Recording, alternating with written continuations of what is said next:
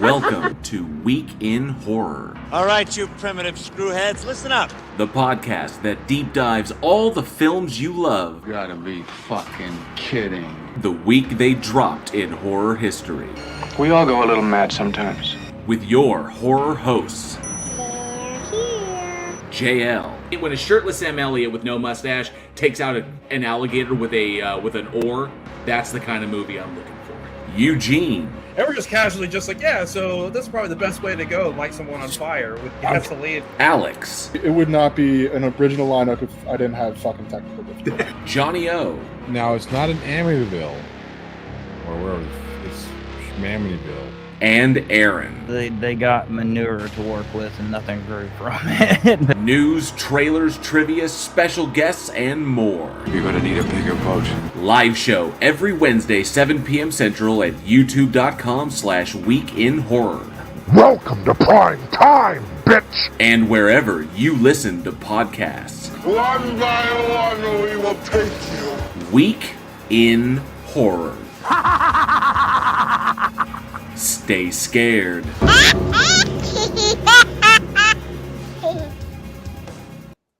Gonna fucking punt that little bastard across the field.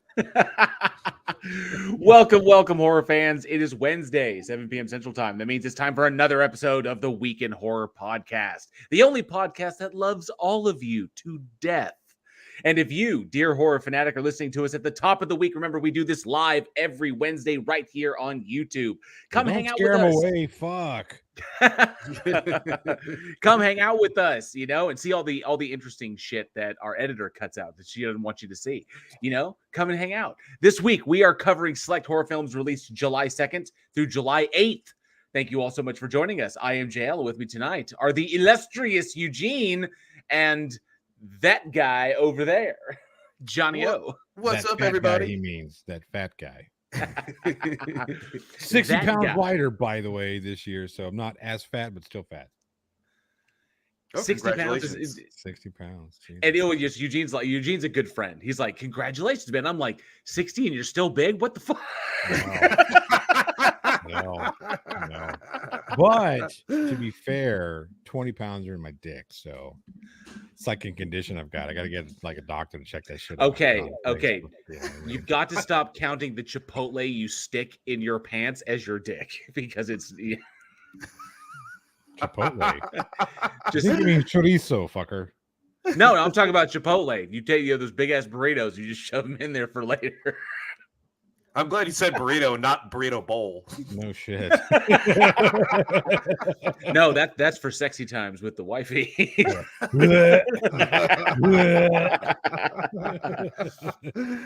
Oh, good times. All right, so I see we have some stuff to talk about before we get into tonight's selections. But first, let's see who we have in the live chat. But first and foremost, we got to get up our patron banner. There they are, all the amazing individuals who help us to make the show possible. All their names down there, that banner scrolling below. And if you too would like to support the show, support us in our filmmaking endeavors and the cool stuff we do here, then check out patreon.com/weekinhorror. The link is in the description. You can support us. Multiple tiers are available, so go and check that out. But I see we've got Travis Brown is here. Good to see you, Travis Brown. Says good evening, everyone. And Travis is apparently deciding to cancel his Patreon after falling asleep one too many times during these special events. Because I told him it was going to happen. I took one look at it. We're going to pass out in 20 minutes. Sure as shit, 19 minutes and 59 seconds later. I try to move quick. So sometimes people, have time. They get notifications, but they have to get to their computers. I try to give people enough time to pop in. And unfortunately, he had a bit of a long weekend, and he dozed off. It's really hot in Texas. So it's 107 today, I think. Yeah. So he dozed off during the bloodbath debate, which is kind of a bummer. So we did the debate. He was asleep, and then he apparently was really annoying. But we appreciate you being there, Travis. So thank you so much for all the support. But we really, really do have. Even if you doze off, it's always fun to have you there. I see Casey Cooper's here. Huh? What? I didn't hear what you said. Huh? Anyway, Casey Cooper's here. Good to see you, Casey Cooper. Sarcasm as well. Good to see you. Nemo813 is here. Good to see you, Nemo. Angel Rivera is here. Good to see you, Angel. Liam Wakefield is here. Good to see you, Liam. Thanks so much for hanging out tonight. Travis Brown says, I was tired last Sunday from the heat, so I'm deciding whether or not. Oh, it's totally cool. Don't even sweat it, Travis. We all got poor choice of words, JL. What? I was tired from the heat. Don't sweat it. Fuck. I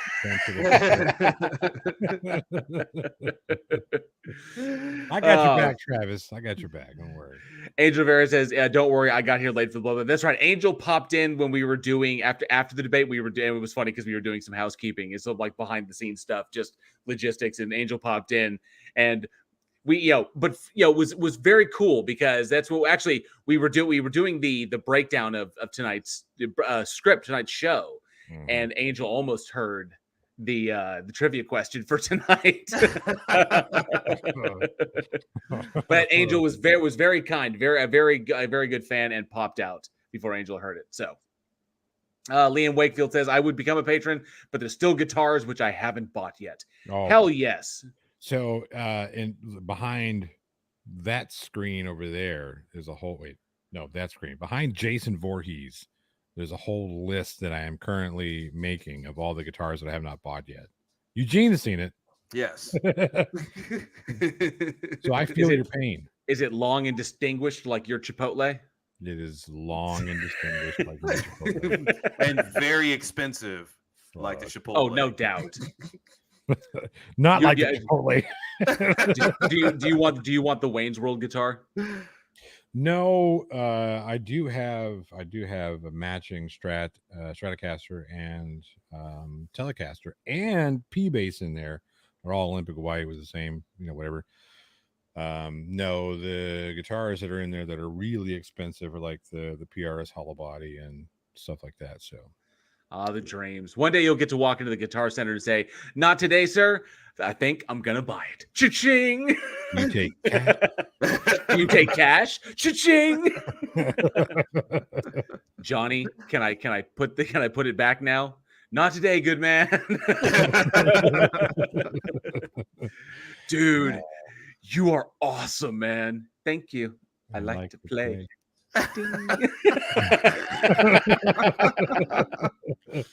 Wayne's World. We love Wayne's World. All right. So many amazing people here in the chat. Thank you all so much for being here tonight. We do greatly appreciate it. Unfortunately, we do have a little bit of sad news. Well, I mean, look, here's the thing. It's not, we all knew it. We all knew it, right? It wasn't, we suspected it. We suspected it. No, it was, there's no way after this long that Julian Sands was not deceased. It was just a matter of time of how long it would take for us to either find identifiable remains or for them to be like, look, it's been X amount of time. He's obviously bare shit right now. So let's be honest. Well, we got to be honest here. The area in which he was hiking is notorious for needing rescue and people, not coming back. Yeah, that Baldy area is pretty treacherous. It's very treacherous. Yeah. And the time that he was going, there was a snowstorm that came in shortly after he went off on his hike. It was just bad timing on his part. We making jokes about it, which is kind of whatever. I don't give a shit. All the jokes aside, it definitely sucks that he is no longer able to lend us his talents anymore. But yeah, it sucks. It's a bummer. Go ahead, Eugene. I mean, and that's something when it comes with dealing with nature. And nature's beautiful, nature's gorgeous. It can be relaxing, but it can be very, very dangerous. And always take preparations. Always let somebody know where you are. Expected returns. Really take a lot of safety precautions. The go-to editor for Quentin Tarantino used, I think, Sally Minke, who she edited Pulp Fiction, Kill Bill, Jackie Brown, a bunch of others. She went hiking and basically got lost and passed away that way. So just really, really, really be careful. Hiking is great, but just take the necessary precautions. Right. That one is tough, man. Just because that Baldy pass over there, it is extremely treacherous, very slippery. The elements will eat you alive. I mean, right.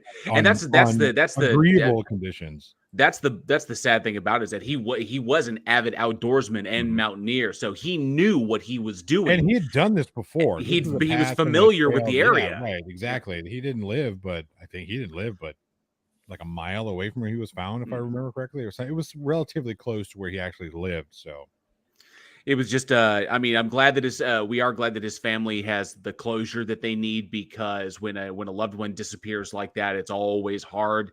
Because you just don't know what happened. There is still we still don't know what exactly happened out there.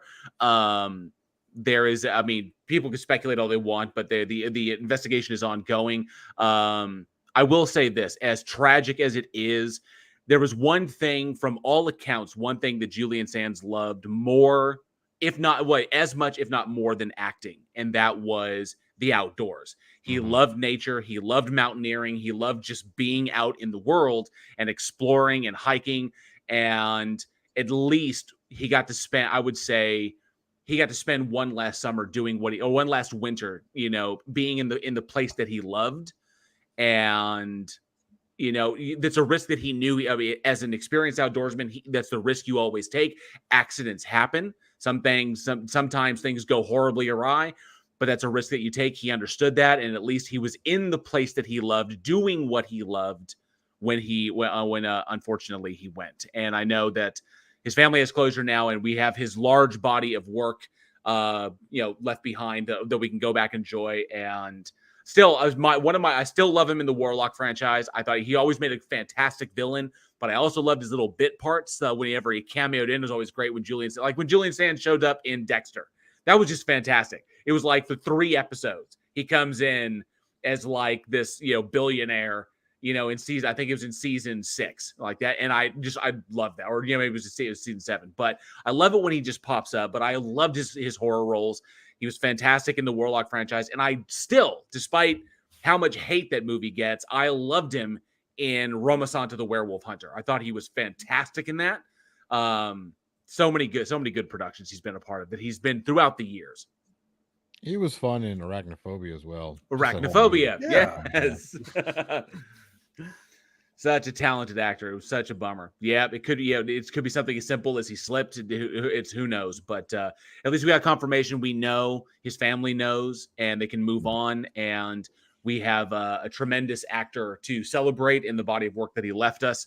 All the many, and he was a character actor and a genre. He was not only a genre actor, he was a character actor across the board, and an extremely talented one at that. Extremely down to earth, very, very humble individual. And it's a bummer that we lost him, but he left us some fantastic entertainment behind. So, and definitely, for all you listening out there, just to remember Julian Sands. Leave us a note. Leave us a comment below. What was your favorite Julian Sands performance? What do you think of when you think of the actor? When you think of what he's left behind? When you think of his filmography? What are the work he's done? Heck, he even did voice work in a Call of Duty game where he played a pretty decent villain. So, and his voice acting was pretty amazing.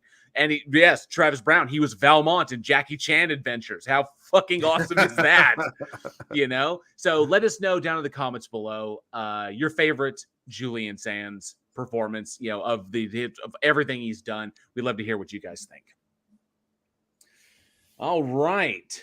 Well, I guess it's time to get into tonight's selections. I don't have any trailers that have popped up to show anybody, but we do have some movies. So, Eugene.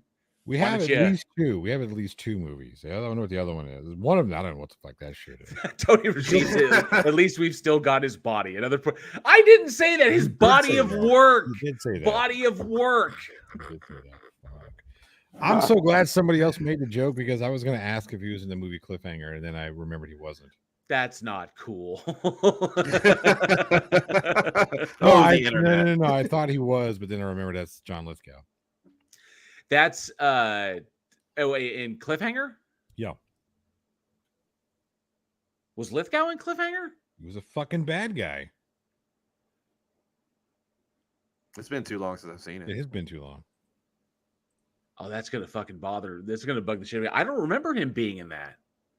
Yeah, he was the main bad guy in Cliffhanger with Stallone. With Stallone. He was he was the villain. You fucking looking me up. Oh shit! What does it say, JL? Quaylen. Yeah, no, I wasn't discounting. I couldn't remember it. What's been for? Okay, I'm afraid of heights. That opening sequence with Stallone and Rooker and that was fucking scary. Because, with the girl hanging from the line, and her clip, the idea that your equipment could just suddenly could catastrophically fail on you is one thing, but then you're in that moment. It's not just the fact that she falls; it's the fact that he gets out there to her, manages to grab her, and she's in such a panic that she will not do what she needs to do. Yeah. And it's that moment when she is screaming into the void for someone to come and help her. There's that panic, and that is fucking scary. That's terrifying. And it's a feeling like you're so close, you're right there. It's one thing, like if you stay like on the cliffside and the gear breaks and falls, and it's like, well, there's nothing you could have done. But you go all the way out there, and he's like grabbing and he's like hanging on to her. And like she slips and she's like looking at you, and it's that moment of like, that's her last moment. That scene fucks with you. That fucked with me, and that's I'm not. There's another rock climbing movie with what's his name? Robin, Chris O'Donnell. Oh, you're thinking Vertical Limit. Vertical Limit. Vertical Limit and K2. K2 was a freaky one as well. So here's a moral of today's Week in Horror podcast. Here's the moral of the story. Don't fucking go mountain climbing. Do not climb mountains. Don't climb mountains. Don't do it. Oh, see, Jeremy Duncan's here. Good to see you. Jeremy Duncan said he was great at it, but he hated being the villain, which is a shame because he was amazing at being a villain. He's good at everything he does. Lithgow is one of those actors that is good at everything. Name me one bad John Lithgow role. I can't think of one. You remember the first thing I ever remember seeing him in? The first thing I remember like I recognized him as, because he was in Harry and the Hendersons, and he was fantastic in that. But I remember seeing him in Ricochet with Denzel Washington. Oh yeah, I forgot about that. And he was fucking brilliant in that. He is good in everything. Everything he does, he is good at. He's one of those actors that is just he will never be the reason why your movie is not good. Ever. And of course, one of the best parts of Dexter, the Trinity Killer. He was fantastic in that, playing across from Michael C. Hall. I thought that was a brilliant one. But there's a reason why you're talking about mountain climbing. It's just a reason why it wasn't a mountain, but it was a reason I haven't watched Fall yet, because at least with mountains, it's different than a giant metal pole sticking up out of the desert. And let's like a 2,000-foot metal pole sticking out of the desert. Get paid to change those bulbs. Lots. They could do two jobs a year and not have to work the rest of the year. I have a picture. I have a picture long ago when back in the early 80s. And I have the picture around here somewhere. My dad used to work for SeaWorld. So this was back in like 82, 83. So I think I was like maybe even 81, 82. But he used to work at SeaWorld, and part of his task, he was a mechanic working on basically all the behind the scenes crap.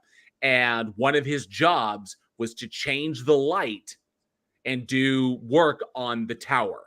Yeah. And he has a picture of himself up on that tower at San Diego, at SeaWorld San Diego, sitting up there like, hey, just like smiling, like no fear whatsoever.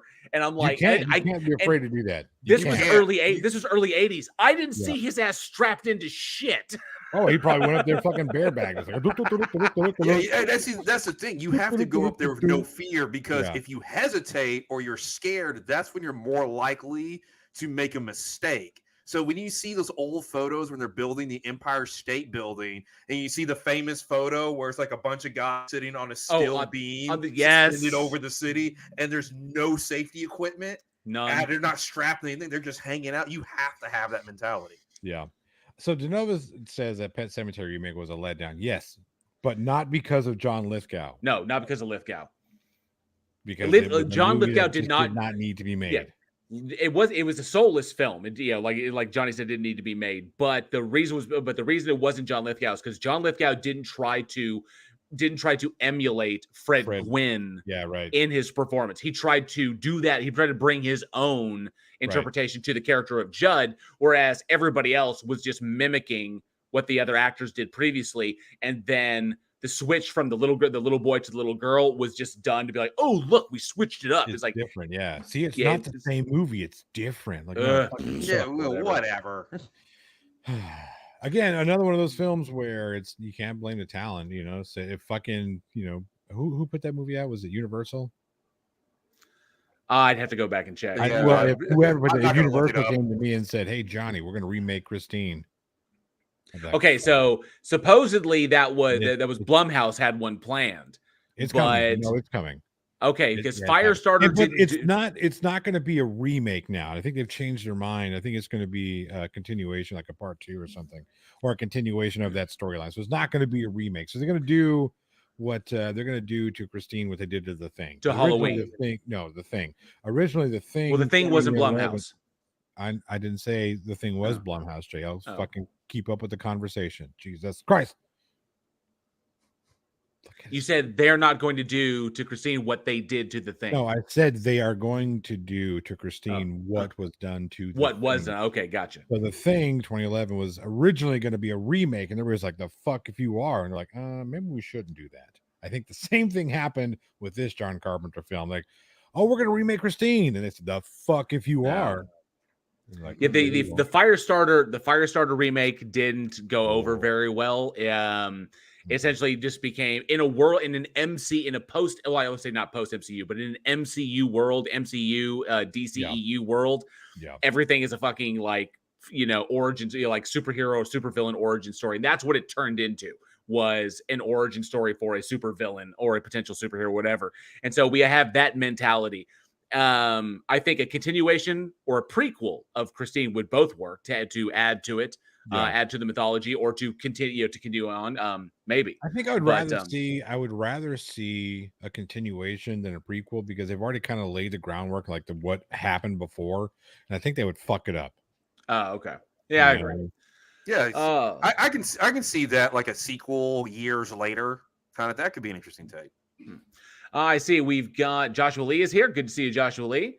And I see Mr. Malort as well, all the way from Chicago. Good to see you, Mr. Malort. Thanks so much for being here tonight. I gotta say something. Jeremy Duncan, horror film filmmaking has been agenda riddled since filmmaking was filmmaking. Anytime, everything about the creative arts, storytelling has always had some sort of alternate meaning or agenda driven meaning.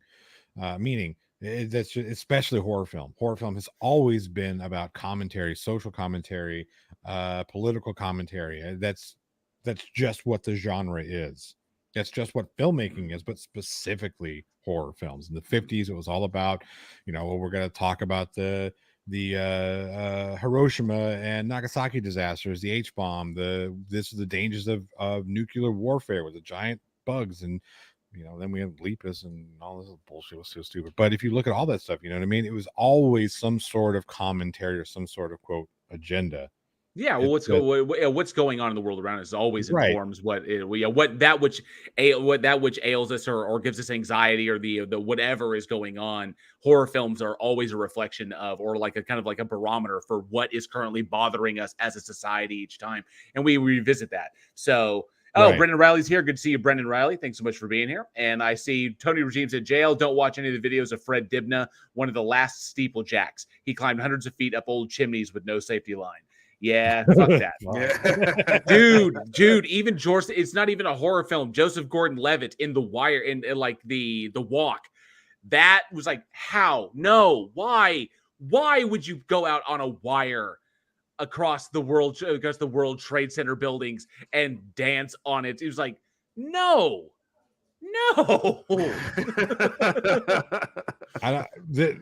Jeremy, and I'm going to disagree that horror films of the day were simply just don't do this. About there were definite social commentary. You want to talk about one of the biggest genres, the biggest political and social commentary genres, that would be the zombie film genre. If you look at Night of the Living Dead, that is 100% about discrimination, 100% about racism.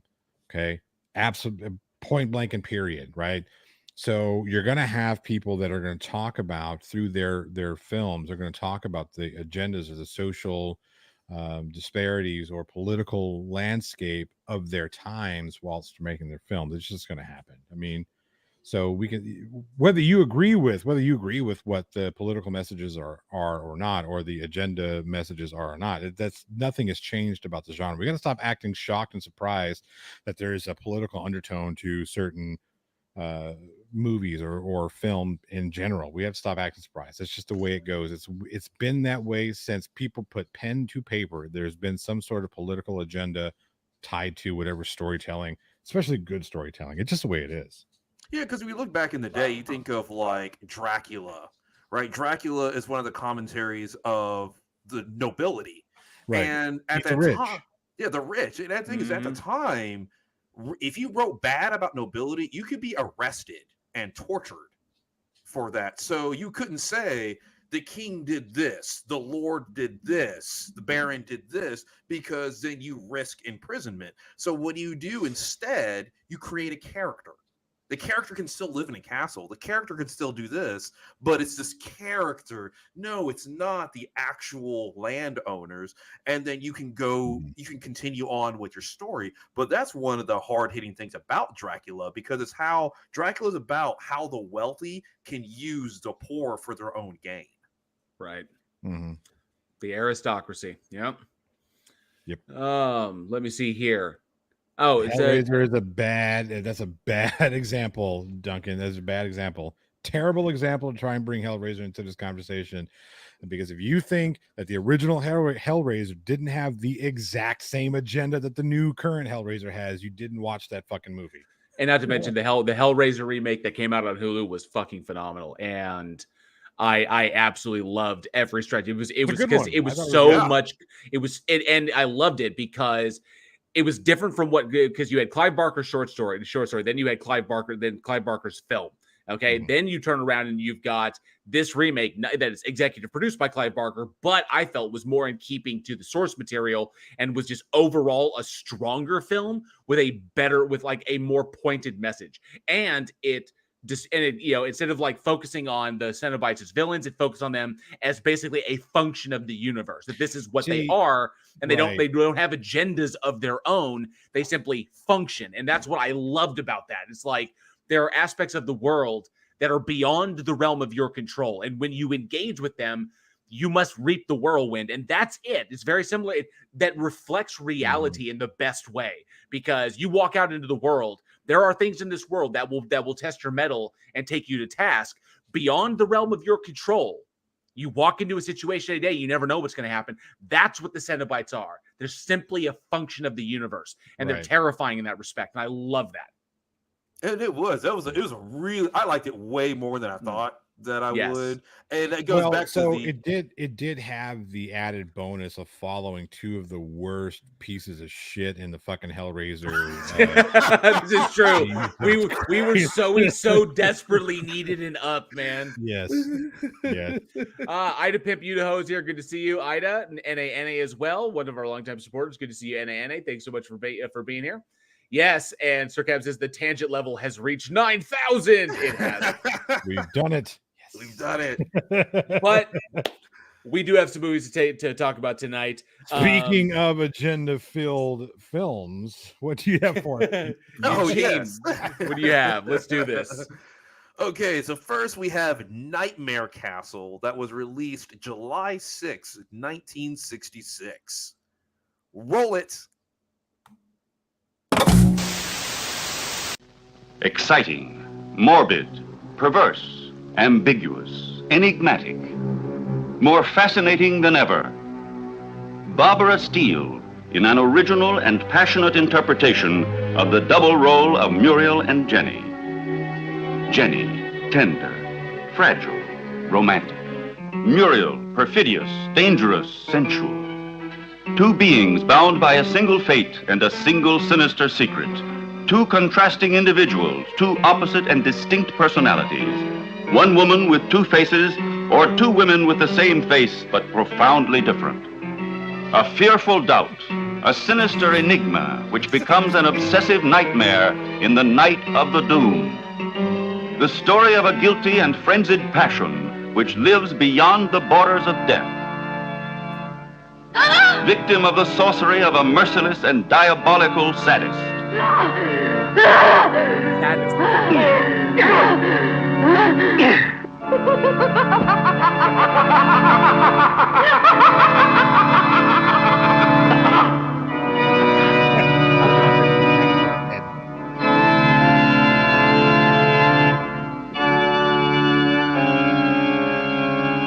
I love this man.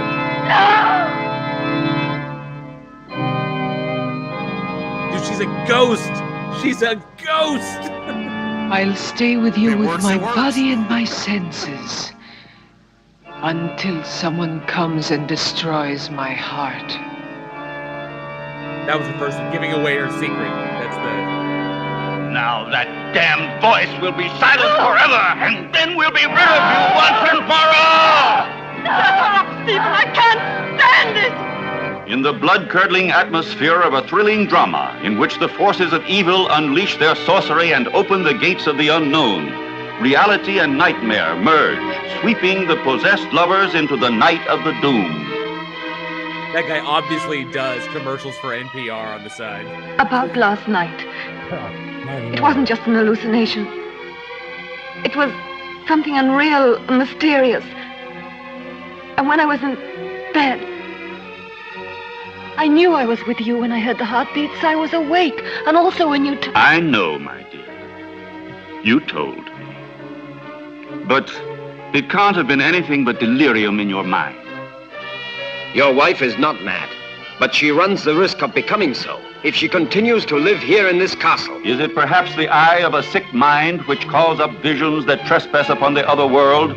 Or are they the fears, the boundless hatred and terror of a monstrous reality that drag a human being to the edge of madness? The Night of the Doomed, a human drama that goes beyond human life. The Night of the Doomed, a film that will take your breath away, that will hold you spellbound, that you will never forget. Produced by Cinematographica Emici and directed by Alan Grunwald. Soon on this screen. That's a very abrupt way to end that trailer.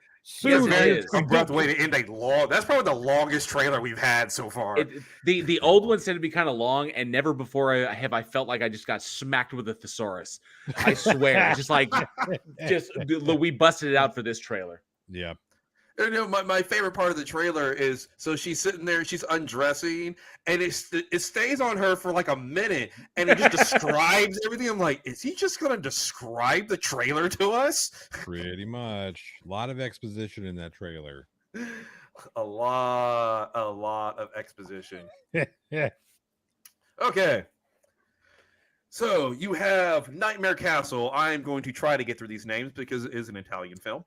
You always do good with the foreign ones. All right. No, he doesn't. You lying sack of shit. No, Okay. he just wrote the Korean ones. Everything else. You give him Daniel Jones, and somehow that's Daniele Jones. All right. So you have Nightmare Castle, directed by Mario Chino. Cayano. See, Cayano. You fucking do it on purpose, JL. Yeah, see, I'm thinking about it too much. Starring Barbara Steele, Paul Mueller, Helga Leon, Mayorno Masi, Rick Battaglia.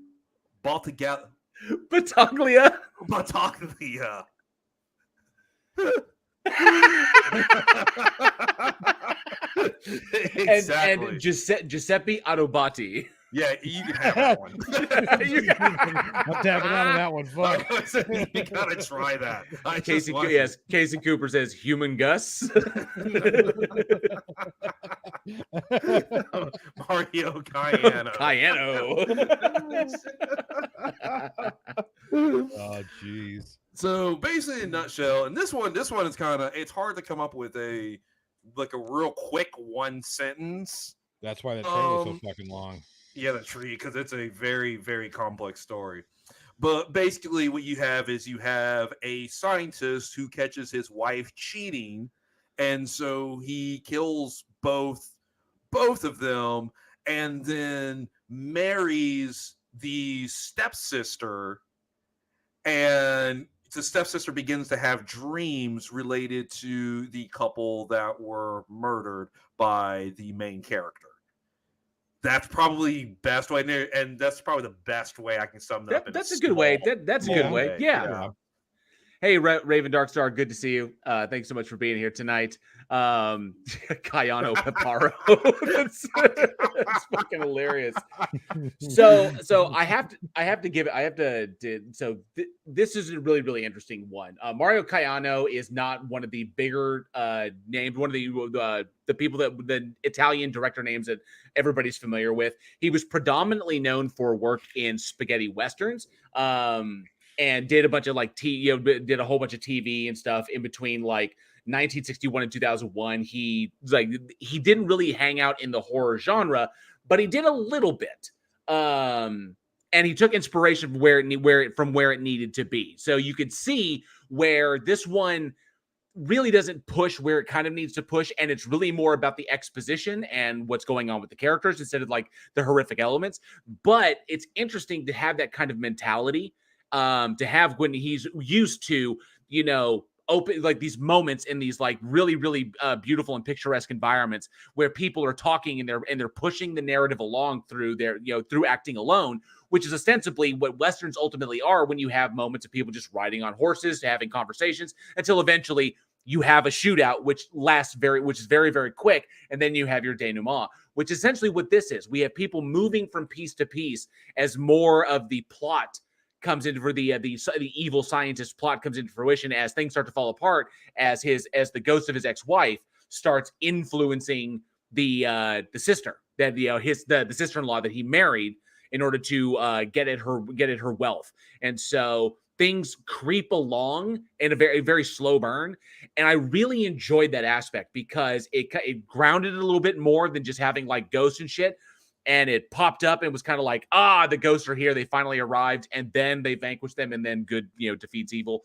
So I dug that kind of classic, I would say mainstream storytelling when applied to this really, really interesting ghost story. Not to mention set pieces were phenomenal. I love the Baroque and Gothic architecture of Rome and just the little areas in Italy that they shot. We just don't get a taste of that really in American set pieces, because there's so much country and so many turn of the century estates out there that have so much land and beautiful areas to shoot on. I really enjoyed the construction of this. So it was really well done and very well acted. Barbara Steele was fantastic. See, okay, so I'm going to have to differ a little bit. There are some good elements about this film, and there are some different ones. And after I watched this, I went back and I thought, it has the feeling of a stage play.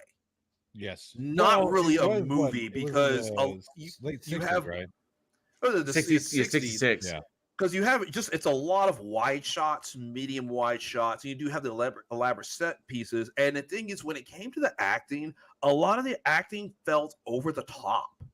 They almost it was big, yeah. Yeah, it was just super big, and she's and falls back, and everything was just so over the top that it almost kind of took me out, because I'm just kind of it's stage, and instead of the little nuances of acting. Yeah, so De Novo 28, it felt like a soap opera. But that you got to remember that was at the tail end, definitely the tail end of, because you got to remember the first actors were stage actors, right? I mean, in film, the first film actors were classically trained stage actors. Mm-hmm. So a lot of your characters, a lot of your folks that were going to be in these films are still going to be classically trained, and sometimes it can be difficult to get away with. And a lot of your directors are going to be classically trained directors too. Now, again, this is the late 60s, so we're into the point of time where we should be getting away from that, but it's definitely the tail end of that, because you still get some of that even in film where it's not as dramatic stage wise. You still get that. You still get those weird pregnant pauses. You still get those really dramatic facial responses. That doesn't really start dying out until probably the mid 70s to the early 80s, when that really you can really see a separation between your stage actors and your dedicated film actors.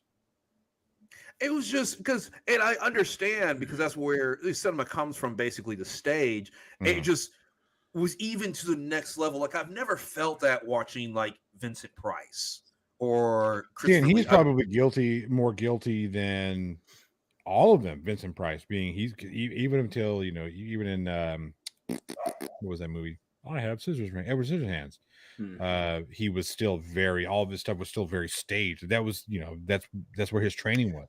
Very big and dramatic. Maybe that just it worked for him. Maybe there's something about his performance that works. It was the mastery. It was the mastery that he had over his physicality. That the way he could emote, he could emote with his face, and his coupled with his voice. That kind of voice is lent for big sweeping moments. Just similar with Cushing and Lee, and you get the same effect here. One thing I want to point out.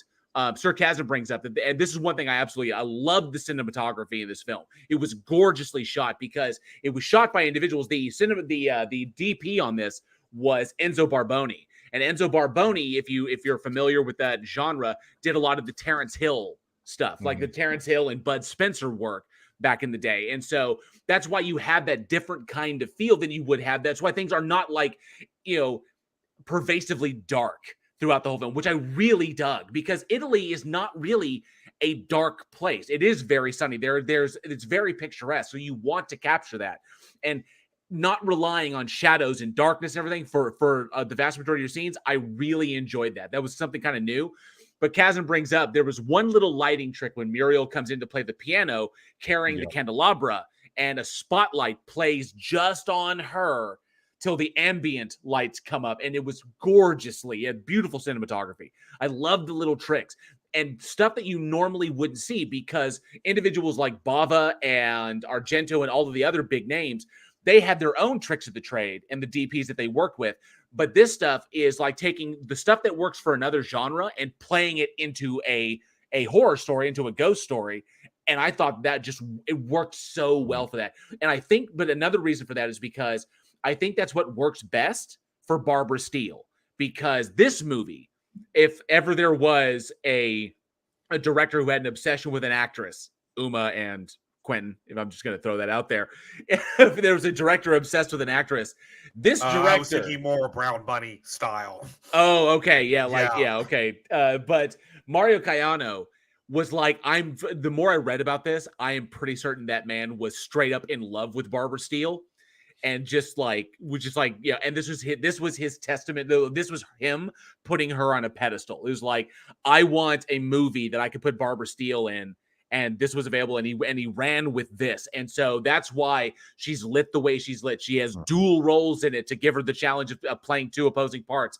Everything she does is all a testament to her.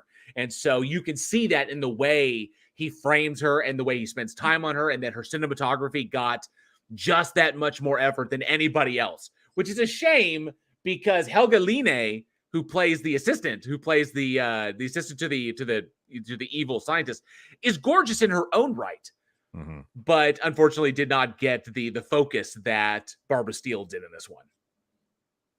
Yeah, I mean, I can kind of understand though. So we're trying to give it as, well, he was romantically obsessed with this woman, or whatever he was obsessed with, but she did play two different characters, and that could have been his way of highlighting the differences between the two. You know what I mean? True. So often when you've got somebody playing a dual role, you want to make sure that not only you want to give as many cues that it is a dual role, and this does kind of stem over from stage wise as well. So stage acting, they'll light them differently with maybe a bit of a different hue of the spot, or costuming will be different. Something it'll be significantly different, so they can be like, okay, these are two different. We're highlighting two totally different characters. And then of course, he could have just been like obsessed with her as well. So there's Right. that possibility. wrote it no less name. Good to see you. Gabba Gabba to you says, wait, Johnny O likes a film? I didn't fucking say that. It's absolutely shocking. And Operation Free World is here. Good to see you, Operation. Thanks so much for hanging out. Says, yo, what's up, y'all? We're doing fantastic. I thoroughly enjoyed this one, and maybe I have a taste for like the classic filmmaking. I love Italian filmmaking, especially from the 60s and the 70s. I like spaghetti.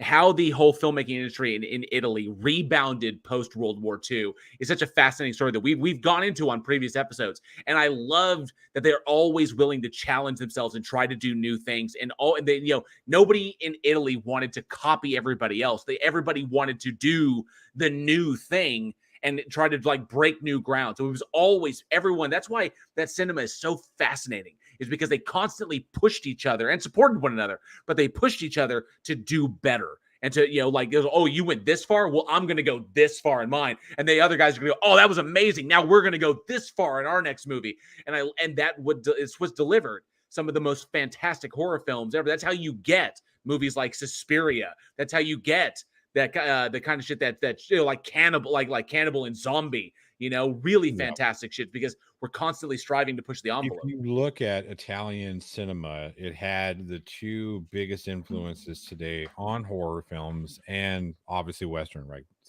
By far. Every Western film that you can think of is either a spaghetti Western or draws so heavily from spaghetti Western style filmmaking. Hell, the cowboy shot, that's a spaghetti Western that came from spaghetti Westerns. You know what I mean? The medium where you see the hip holster to the top of the hat, that originated in spaghetti Western filmmaking. So the amount of influence that Italian filmmaking in general has had on filmmaking all over the place is just huge. Definitely. And see, I'm glad he brought that up in terms of the medium wide, that cowboy shot, because if you look at camera movement, if you look at coloring and art direction, Italian cinema has been some of the most influential, because when you look at a film like Suspiria, how colorful, how rich and vibrant that is. That just these colors stay with you, and it's almost like painting a painting. I see that a lot. Yes. It's like it's a painting. When you look at Nightmare Castle and you look at the set dressing and the art direction, everything is very like a painting. It's almost like a Leonardo da Vinci or a Michelangelo painting. There's a lot of detail to it. There's just so much in the background. It's a who and a who. Who did you say? A who and a who? Leonardo da Vinci. Yeah. And Michelangelo. Where do those guys live? Oh yeah, I believe they're from Italian descent. Very interesting. Intriguing. Yeah. That's what I dug. That's what I really love. I love that. I love the architecture. That's what I always dig about watching Italian horror films, especially Italian horror films, because there is so much beautiful Baroque and Gothic architecture throughout that lends itself so easily to that environment. So like on one half, you have like the homes, the turn of the century homes that lend themselves to one genre. And then you have the wide open plains of Italy, which lend themselves to the Western genre. It's such a fantastic place to shoot. And that's why I enjoy pretty much everything that came out of it. All, of course, Clint Eastwood and the spaghetti Westerns are fantastic, but they really influenced cinema going forward, because it was essentially, post World War II, Italy starts getting back into it, starts getting back into horror films and making movies again.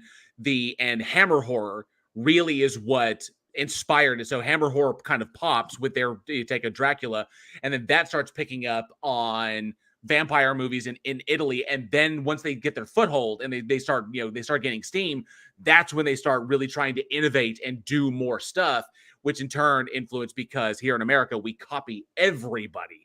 And then you get some of the greats that are here that are American based that got their influences from British and Italian filmmakers, and of course Japanese, like people like Akira Kurosawa and Stanley Kubrick, who will inspire this entire generation. That's why I love these older films, because you can see where they got those and how much they've inspired the films we watch today. Like, for example, you cannot fucking deny that sequence at the end was literally the inspiration for the Leslie Nielsen horror segment in Creepshow with Ted Danson and the girl. I mean, come on, like they pop. They're even standing in the same places. No, obviously not. No, that was pure accident. Yeah, I was like, Creepshow.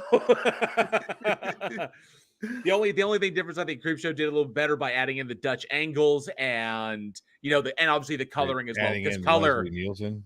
Oh, and Leslie Nielsen was fantastic. But I love I love the coloring as well, like the deep blues and greens and and I just thought that was great. But I was like, holy shit.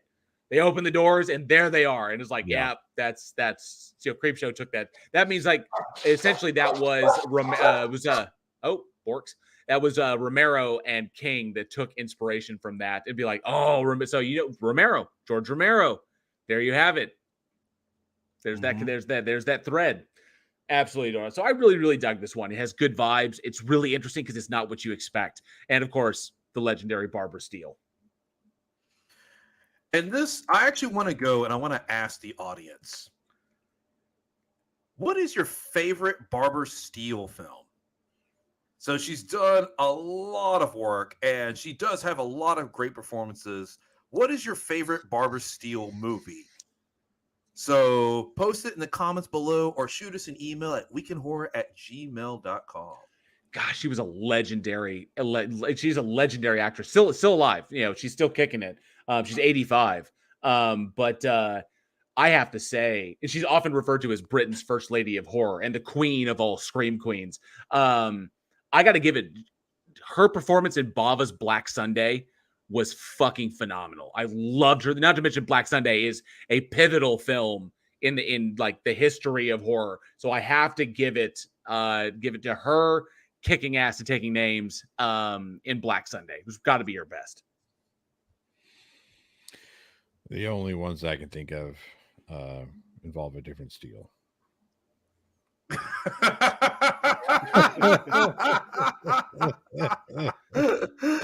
Oh, going straight to hell.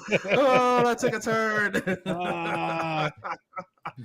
Look at his face. I was not expecting that. Good to see you, Sherry Tilley. You come in just as Johnny O has decided to let loose. And Cindy Sue, good to see you as well. Thanks so much for joining us tonight. Ooh, Joshua Lee brings a Pit in the Pendulum. Fuck yes. Ooh, Tony Regime says She Beast. She had so many good ones. Yeah, Black Sunday. Fucking loved her in Black Sunday. Yep. She Beast is definitely one of those. So, Johnny, what do we have next? Obviously, we have another film. I think this is a movie. I'm not sure yet. I haven't quite made up my mind about this one yet. But we are talking about the 2009 kind of horror. Would you call this? Bad horror? Yeah. Deadwood. God, it wasn't. Okay. Let's check it out.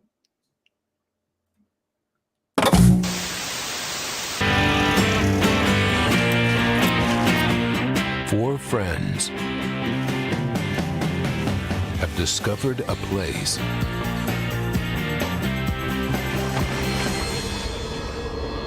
deep in the woods. But some places should never be disturbed.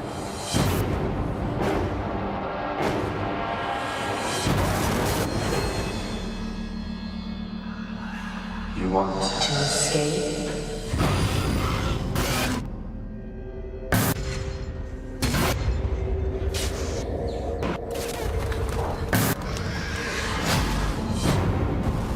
Run! 10, 9, 8, 7, 6, 5, 4, 3, 2, 1. Deadwood.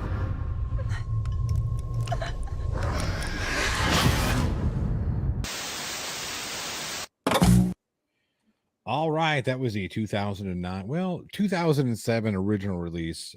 Saw the States had a release in 2009.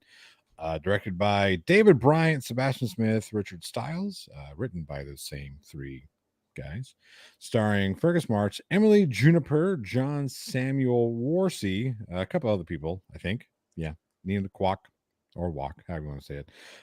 David Bryan was in there as well. Jay Worthy. I don't know how to describe this movie other than it's like the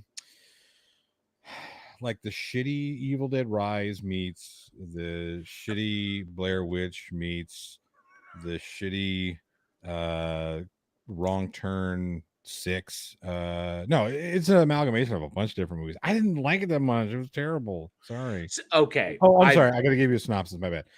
So you have four friends who escape the grime of the city and head out into the woods for a peaceful, relaxing weekend. Who hasn't seen this one before? Events take a sinister turn when a mysterious girl appears in their camp looking for a boyfriend. Jesus Christ. And then, as Eugene likes to say, shit gets real. I don't know if it gets real, though. Okay, Sarcasm says Deadwood was so universally panned across the interwebs that I made the inspired decision to not spend $4 to view it. It was actually, if you have Amazon Prime, it's on Amazon Prime. That's where I watched it. Yes. Is it? Yeah, it's on Amazon Prime. So I don't know. You didn't have to spend to watch it. If you have Amazon Prime, you have it available to watch. So that's where I watched it. Anyway, I'm going to have to disagree. Oh, okay. So the film itself definitely takes inspiration from other films. Now, you named a bunch of other ones, but I don't think I can see where you see the elements there. But obviously, it wouldn't take inspiration from those films because it came out it was made in 2007. It was released here in the States 2009. No, I understand, but like, so what I'm going to say, I know they wanted to put a little bit of kind of some. You could see some Sam Raimi Evil Dead kind of inspiration there. Look, here's the thing: this movie does what you're supposed to do. You're supposed to allow your influences to do just that, influence you. This isn't a carbon copy of those films that I mentioned, right? So they took their influences and tried to make a film out of it, and for that I applaud them.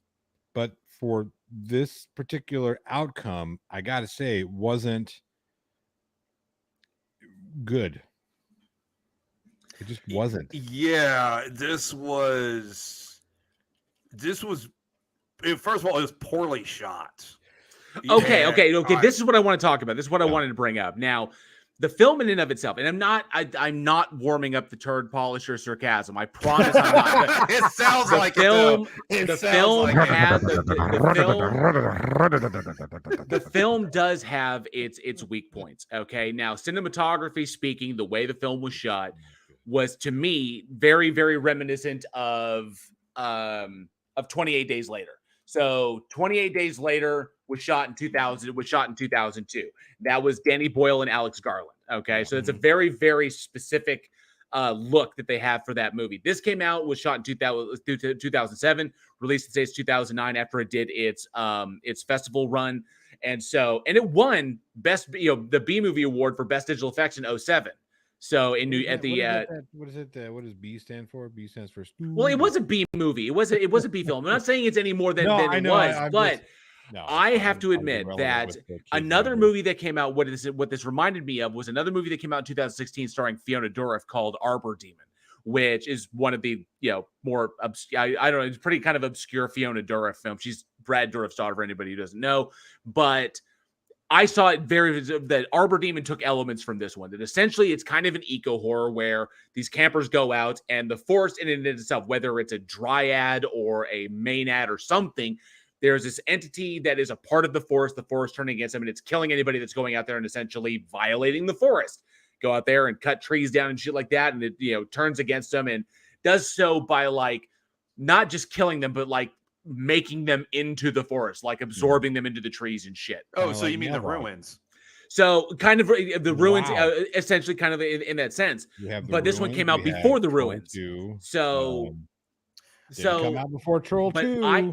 But I enjoyed the very 28 Days Later style of filmmaking on this one. So I'll go back to 28 Days Later. So for those of you who don't know, 28 Days Later is one of the very first feature films to actually utilize digital cinematography. Mm-hmm. The digital camera's been around since about the 70s, but the tech wasn't there, so people continue shooting in film. So when it came to the 28 Days Later, they agreed to shoot it's all the abandoned London scenes on digital, and the reason they did that was because it was faster to shoot than film, because they were only able to get 20 to 45 minutes on a Sunday morning. Loading times. You didn't have to worry about making sure that you loaded the camera with the correct exposure, that you could just change all that shit digitally. So yeah, I mean, it really sped up that process. It had to. And the thing is well, the reason why it works for 28 Days Later, because it has this kind of realistic apocalyptic feel to it. So even matching it throughout the rest of the film, it works. Just this gritty, this rawness to it. But then when you get into Deadwood, and Deadwood isn't supposed to feel like that. Mm-hmm. So it's like you get the bad cinematography, and the cinematography doesn't match what they're trying to go for. Right. And I like the desolate at times. I like the desolate feel to that kind of grittiness. I dug that. Being a fan of the outdoors myself, and I think that's the problem. And the fact that they shot this thing on location, in the woods. I thought this was really, the area, if you look it up on Google, where they shot this thing, it's an extremely dense area. I would imagine extremely difficult to shoot in. And so I really enjoyed the, being out there in the legitimate forest, not shooting, all of it is real. And I just dug the idea of how they shot it. It brought a level of realness to it and a bit of a grittiness to it that I thought played it up a little bit better. Now, I have to say, the film does have its weak points. Some of the acting not so great. I don't like the idea that virtually every horror film out there made, every British horror film needs to have an Ed character, post Shaun of the Dead. Yeah. That was a total rip. Yeah, there are various things in there that are obvious. Oh, we're putting it in here because that's what people like and respond to.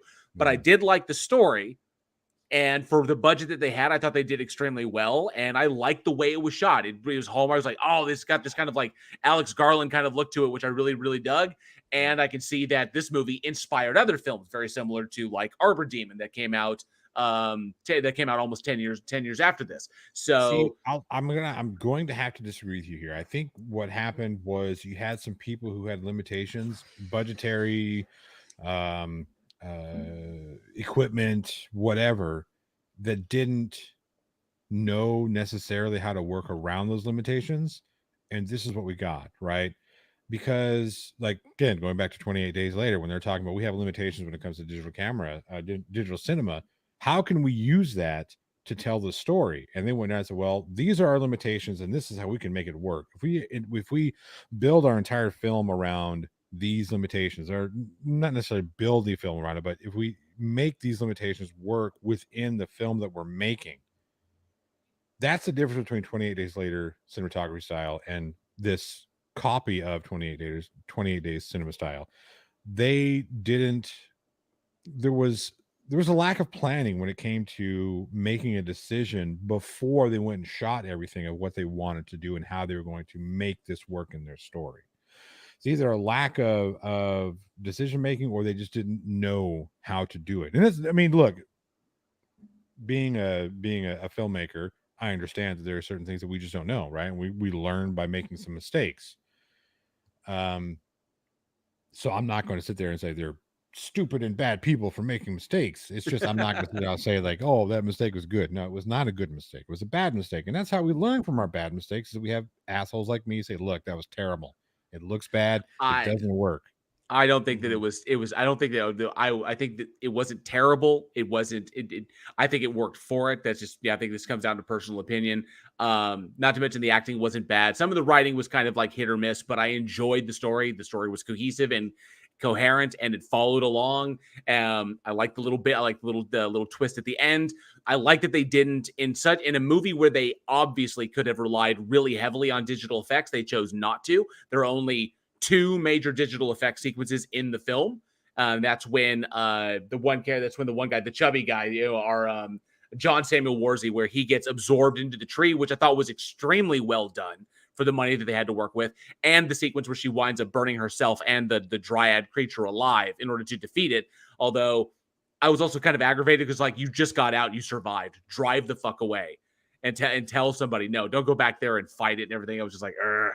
But nonetheless, it subverted my expectation. It did. And that's why there are things that I really, really dug about it. Things that obviously didn't work because, limitations of budget, but I think there's a reason why people kind of dug the film. It's not terrible bad, There's some missteps, but see, at the same time, you got to keep in mind like the sliding scale that we have here. It's so wide. Is this the worst movie we've ever watched? No, not by a long shot. Nowhere near that. It's not. In fact, if you look at where this one falls in the scale compared to the worst we've watched, this one looks like fucking Oscar-worthy cinema. I mean, I shit you not. There is such a difference. I won't go that far. No, there is such a difference between movies like The fucking Butcher and this movie. This one is like at least back to winning. This at least gets us I mean, the farther out we get, Dracula the sliding scale, the more and more this one's going to look like it's right in the middle. Well, like, what was that Dracula that we watched? It was like it came out like in 07, 08, like Dracula backwards. Alucard. Alucard. Yeah.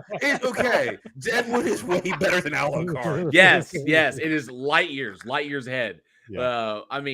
But I dug it. The film, I also enjoyed it because the filmmakers know what they're doing. They knew what they were doing to a degree, and they also the film didn't take itself so phenomenally seriously that it's kind of like, oh wow, it's like they're just so like.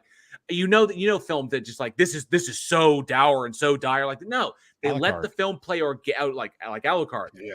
They let the filmmakers let the film play organically and build organically, which I really because it's a nature film, but it's really really enjoyable. I thought it was better than I was anticipating, and I don't regret watching it. Jesus, you must have been anticipating absolute. I did not think it was going to be great. I was like really. Disappear in the woods. It was like, but that's why I'm not saying it's not a wrong turn rip because there's no inbred cannibals eating people. It's not an Evil Dead rise because it's not a demon that's coming out there and doing it. It's essentially like I said, you could see again. That's where I gave them their praises. That you could see where they were allowing their influences to influence the film they were making. I think it didn't land very well. That and the idea of a monster that can take it can take different forms like that. In order to like lure in its prey. I dug that concept, and it was like there were moments I just really really dug it more than I think Dr. Acula. Dracula. So, but yeah, I think it's better than I think it's better than a lot of people give it credit for. It did win an award for its effects, and I enjoyed it. Plus, I dug the story as well. I thought it was cool. See, the thing about this film is it falls into that no man's land, and this is where a lot of films end up. Mm-hmm. It's not good enough to stand out, and it's not bad enough to stand out. So it just gets lost. It gets buried, just buried because like a year from now, are we going to be sitting here going, "What's that one Deadwood movie?" Yeah, right. It's you can guarantee I'm going to bring it up at some point. There's going to be some nature horror that we're going to talk about that I will reference this one. It always happens. All I got to say about what Eugene just said, Neil Breen has set the bar for bad enough, right? That's a pretty fucking low bar. Okay. See, Joshua Lee brings up, what about Winter Beast? Yes, Winter Beast. What the shit? Okay. Yes, Casey Cooper, I like that. JL gives it a 6. Had a good beat, and he could dance to it. Absolutely. Well, seeing as how we have beat this wood to death, better to have dead wood than no wood. I don't know. Some of those out there may not like the wood. They may like spelunking. That's so bad. It's so bad. Oh fuck. Oh Jesus. I can hear the hate mail now. Johnny's a sexist. Cindy Sue thought that was funny as shit. Oh, geez. All right. So I want to know, seeing as how we're talking about British horror films, which this was a British horror film, even though they don't want to claim it. What do you think is the best UK horror film? let us know in the side chat, the comment section down below, or weekinhorror@gmail.com. The best UK horror film. That's tough. So many that's That's hard. because you got to. First of all, we need to set the parameters for what is a UK horror film. Does it have to be shot in UK, or can it be shot by like a British or Scottish? Let's say shot in the UK. Like okay, so it's got to be okay. Yeah, making use of that. Alien. Oh, very good. Travis Brown brings up Dog Soldiers. Dog Soldiers is good. Neil fucking Marshall, man. Awesome. It's very strong. I gotta lay it down. I gotta American Werewolf in London. Fucking A. I'm gonna throw it out there. 28 Days Later kind of blew my mind when I watched it. I thought when I first watched, I thought it was hot garbage, and then I went back and rewatched. It was like, yep, nope, this is hot garbage. Oh, shut the fuck up! 28 Days Later, give me a break. 28 weeks later. Oh, 28 weeks later that was where they kind of garbage. lost it. Yeah, but 28 days later was 28 Days Later was phenomenal. And it was like one of the few times in horror films where we're watching it when Cillian Murphy wakes up in the bed. He's like, "Oh, what's going on?" And he goes, "I was like, oh, I'm coming out of my coma." And then he gets up out of the bed, and they do that shot right there at the bottom of the door, and you see the key laying there. And I said, I couldn't help myself. It was like a Resident Evil film. Because he was like, he sees the key and the camera's like, oh, there's a key. He's like, will you take the hospital key? and people in the audience started fucking cracking up. And she was like, yes, we all love Resident Evil. What I will say about 28 Weeks Later and 28 Days Later, so we could tell the obvious reason why 28 Weeks Later was even worse than 28 Days Later is the American influence. What? Yeah, a little bit. Come on, man. Hawkeye was in that one. Cut us some. Yeah, and he was just legit Hawkeye. Yeah, he's like, fuck, I hate this movie so much I have to run myself over the snowplow. Fuck. And I'll bring up one real quick. I will. Hey, he's okay now. He's okay. We can make jokes about it. Yeah, he has his legs. He's okay. Yeah, he's got both his legs. He's like planes, trains, automobiles over here. We can laugh about it now. We're all right. Those are the rules. I don't make them. But I will say, in terms of British horror films, The Descent. Fucking A. Yeah. Yes. Yeah. Also Neil Marshall. Yep. Yeah. It was okay. I don't know. I'm tough. I'm tough to please. Dude, Descent. I thought Descent was bad fucking. Not to mention Claustrophobia. Do you like this? And of course, Shaun of the Dead. Oh, of course. That's a gimme. That's a gimme one. It's it's a center square in bingo. Right. Yeah, it doesn't count. Fuck off. Oh, we got some love for Life Force. We got some love for Life Force in the chat. Huh? Okay. Hellraiser. Okay. Hell yeah. All good stuff. Good stuff. Yeah. All right. Let's see what we got up next. Oh, I so dug this one. So released. I watched this in school. Released July. Oh, fucking The Keep. Yeah, hell yeah. Released July 8th, 1935. We have The Raven. Nevermore. We're gonna go way back in time. Let's check this. Check out this trailer.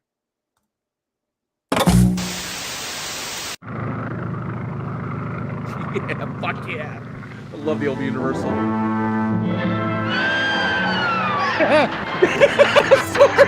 You've got to do something. You've got to save my daughter's life. Dr. Volin. Can we get Dr. Volin? You're the one chance she's got. A month ago, I didn't know you. And now I owe my life to you. You mustn't see her again. Death is my talisman, Mr. Chapman. I want you should change my face. I can do it. Maybe if a man looks ugly, he does ugly things. You are saying something profound. A man with a face so hideously ugly. No! And please try to remember, should anything happen to me, you remain the hideous monster that you are. The doctor is fascinated by death and pain and how much pain a man can endure. Well, I do agree with him. The Dr. Volin is a little mad. I tell you, it's dangerous to be under this man's roof.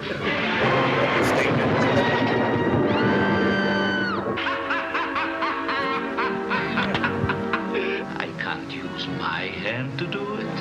You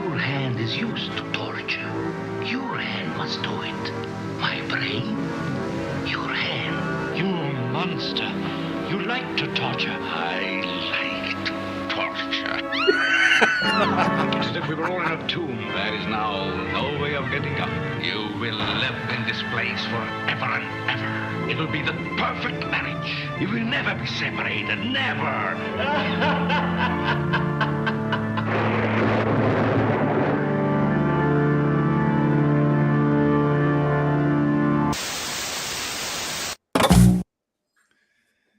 Hell yes. Oh, it's such a good trailer, too. Damn, The Raven, 1935 horror film, directed by Lou Landers and screenplay by David Bohm, starring Boris Karloff, the legendary Boris Karloff, and Bela Lugosi, Irene Ware, Lester Matthews, and Inez Courtney.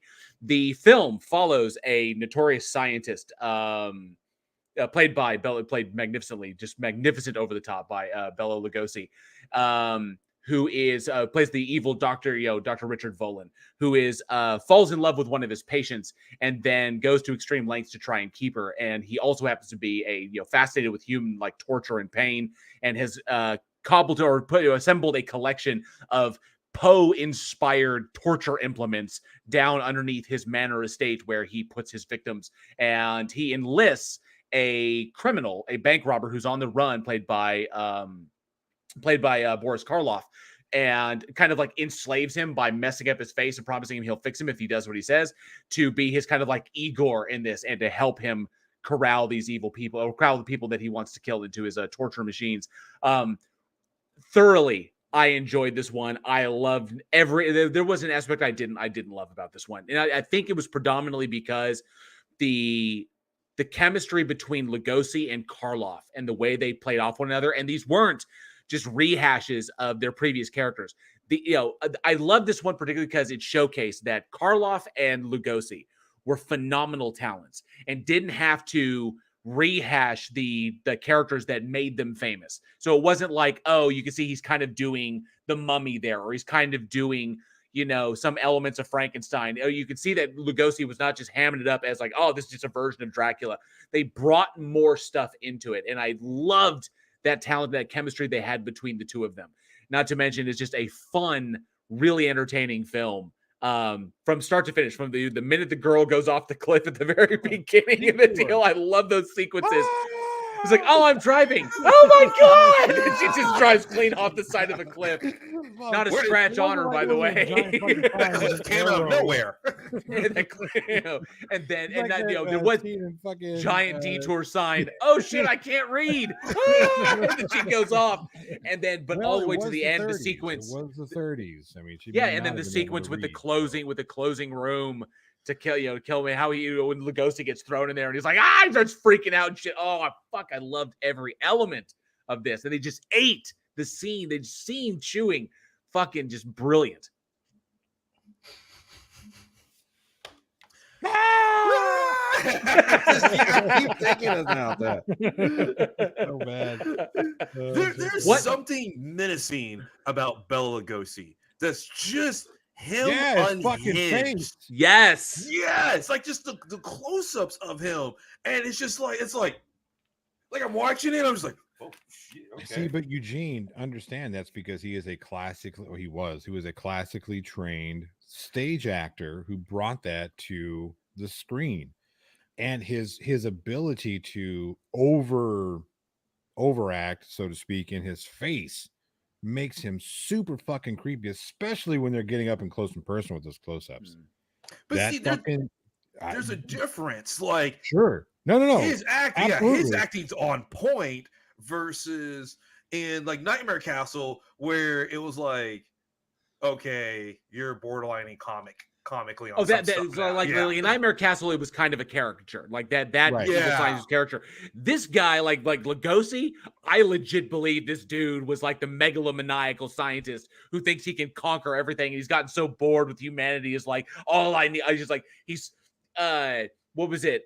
All he's doing is like pushing the boundaries of science to its extreme, and I love that. He sells it so beautifully. And look, and then Karloff is kind of like how he can be because we get this image of Karloff from the monsters he's played of like incredible strength, height, strength, power. Like the Silent Giant and stuff like this. In this one, he goes the whole range. He goes from meek vulnerable, strong, and has his little twist, his arc in there as he falls in love for Irene's character.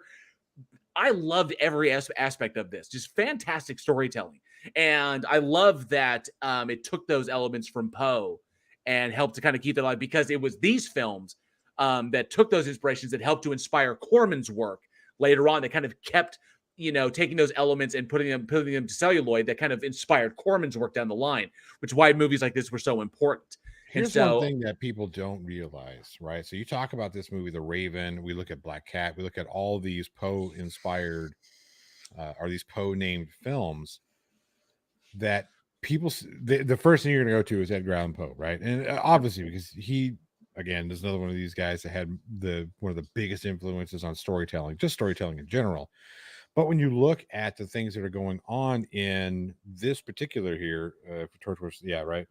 Right, it's true.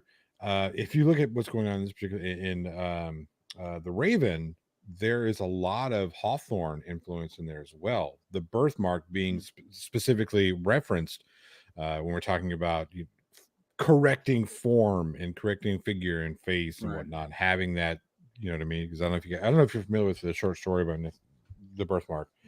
No. It's about a guy who is a scientist, and his wife, his very beautiful wife, is the most beautiful woman in all of the land, with the exception of having this birthmark. That is one thing that is that leaves her from being what he would call perfect. His little pygmy hand birthmark on her cheek. And in his science, his experimentation is like, I can cure that. I can cure that. I can get rid of that imperfection and make you perfect. So there's a little bit of that storytelling that goes on in The Raven as well. So one of the things that were done so well in early Poe adaptations were the mixed media, so to speak, or the mixed stories of Poe, Hawthorne, and some of the classics. Just they able to do that so well. Okay. Well, I could have sworn I could have sworn Eugene had something he wanted. Oh, no. I was agreeing along, and I like the fact that it is a mixture.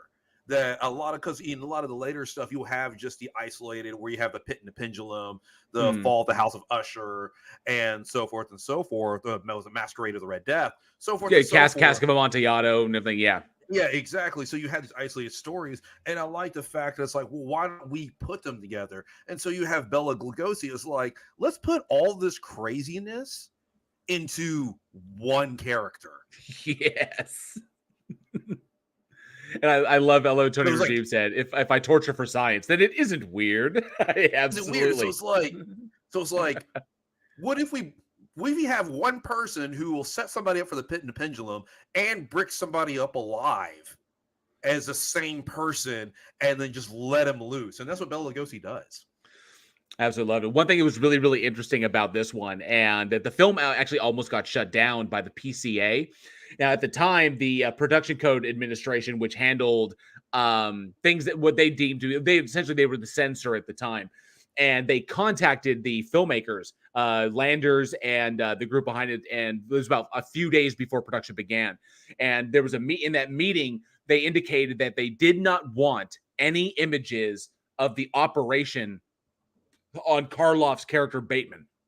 They did not want to see any of that stuff because they knew this one was going to push the boundary. So they ensured that no images of the operation would take place. And they were really, really concerned because at the time, as we've talked about before, in the 30s and the 40s, many movies took like acromegaly. There were human deformities that were the easiest to recreate on film in order to create really, really scary creatures, scary monsters, or scary characters. And so filmmakers or special effects artists would rely upon things that were natural, and there's like things that society in itself kind of shunned into individuals like elephantiasis and other sorts of genetic deformities or diseases that were considered outcasts, or like people that were undesirables. And so those were the easiest ones to make that people would immediately identify with. It's like, oh, he's one of those.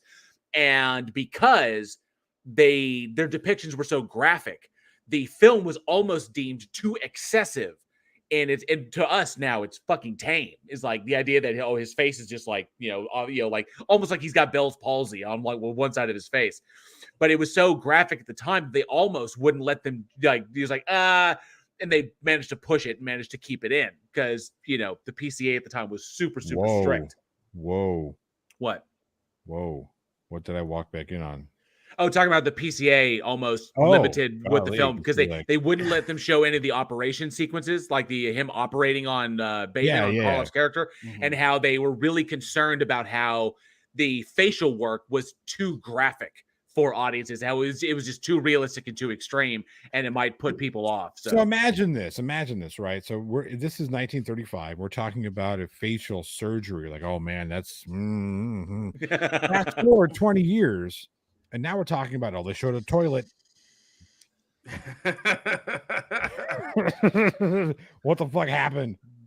That went back a little too far.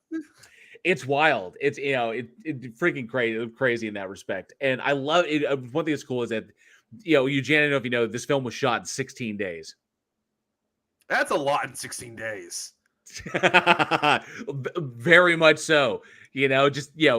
As far as they go in pre-production, create all the sets they're going to be running around in. 16 days later, we got a finished product. They were $5,000 over budget by the time they got done, which for 1930s was a lot of money. That's a lot of money. They went over $5,000. Yeah, they had to sell people. That's what happened. Yeah, right. Whoa. Yeah, the whole thing at the time in 1930 in the 1935 money, it was $115,209.91. So they budgeted for 100. It was a budget for 110, and they came out $5,000 over budgets. But hey, it's Lugosi. Yeah, it's Lugosi and Karloff. They're gonna command the money. This was 4 years after Dracula. Just a few years after. Like $20,000 each. They're like, oh fuck, we're swimming in the ducats now, and like nowadays, $20,000. Fuck. Yeah, that's like nothing. Yeah, you hear about what we often forget about inflation in that respect, but at the time, I don't. No, that's what I'm saying. At the time, they're like $20,000. I'm a rich man. Oh, $20,000 is like, oh shit, I'm buying a house. Yeah, I'm buying a house. I'm gonna have money left over to buy a car. And I'm gonna buy the insurance for that car, and I'm gonna buy all the clothes to go on me in the house and in the car, and then the furniture, and then and then I still got money left over. What am I gonna do nowadays? $20,000, like fuck. Put gas in my car. The end. That's it. Wrote into last name brings up they may have used existing sets, and likely they did. Universal was notorious for reusing their stuff unless they were extremely intricate set pieces, like the Phantom of the Opera set was pretty much just Phantom of the Opera, and they did not mess with that because it was so expensive to build that if they were going to never do a remake, or a sequel, which they did often at Universal by maintaining their Universal monsters, if they ever revisited it, they wanted to just reuse that set again, because when it costs that much and is that intricate and detailed, you don't want to just strip it and then do something else. So they were really, really smart as far as that goes. See, that's why I believe, I can see this being shot in 16 days, because if you have all the sets constructed ahead of time, or the sets already exist, and you dress them up way ahead of time. And also keep in mind, there's so much time spent in loading gear in and loading gear out. Yeah. That can take so much time. So if you're able to just stay in a studio, you have your cameras, you have your lights, and you have all that other that you don't have to load or unload. And you're basically going from room to room to room to room to room. I can totally see this being shot in 16 days. And then they have the sequence where the actors just get in the car, and then they have the rolling background behind them where they can just do their yeah, because that's a set piece also. That's a set piece. It's just like, okay, it's time to do the car shot. All right, get into the car, roll the back. Believe it or not, that is called rear projection, right? So when you put something in, you project something, rear projection, right? They still use that shit to this day, right? Rear projection is still, because it's super simple to do, that you take the danger out of equipment damage, out of people getting hurt. You don't have to worry. So they don't drive off cliffs. Yeah, they don't.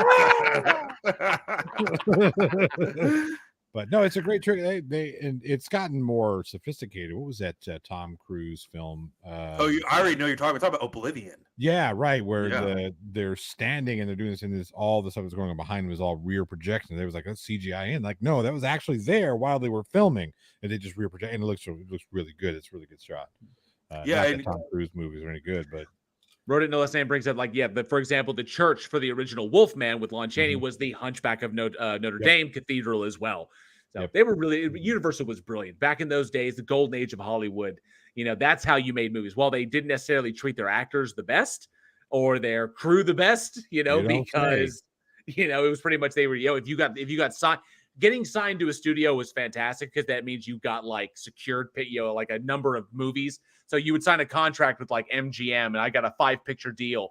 Now I'm slated to do 5 movies with them, but you better hope that they make money because otherwise you're going to get shit films to start, which is essentially what kind of happened to Bela Lugosi in the end. It was like they owed him movies, but it was like, but he didn't have the draw anymore. So they just started giving him like these shit films for him to be in just so they could get out from underneath that contract.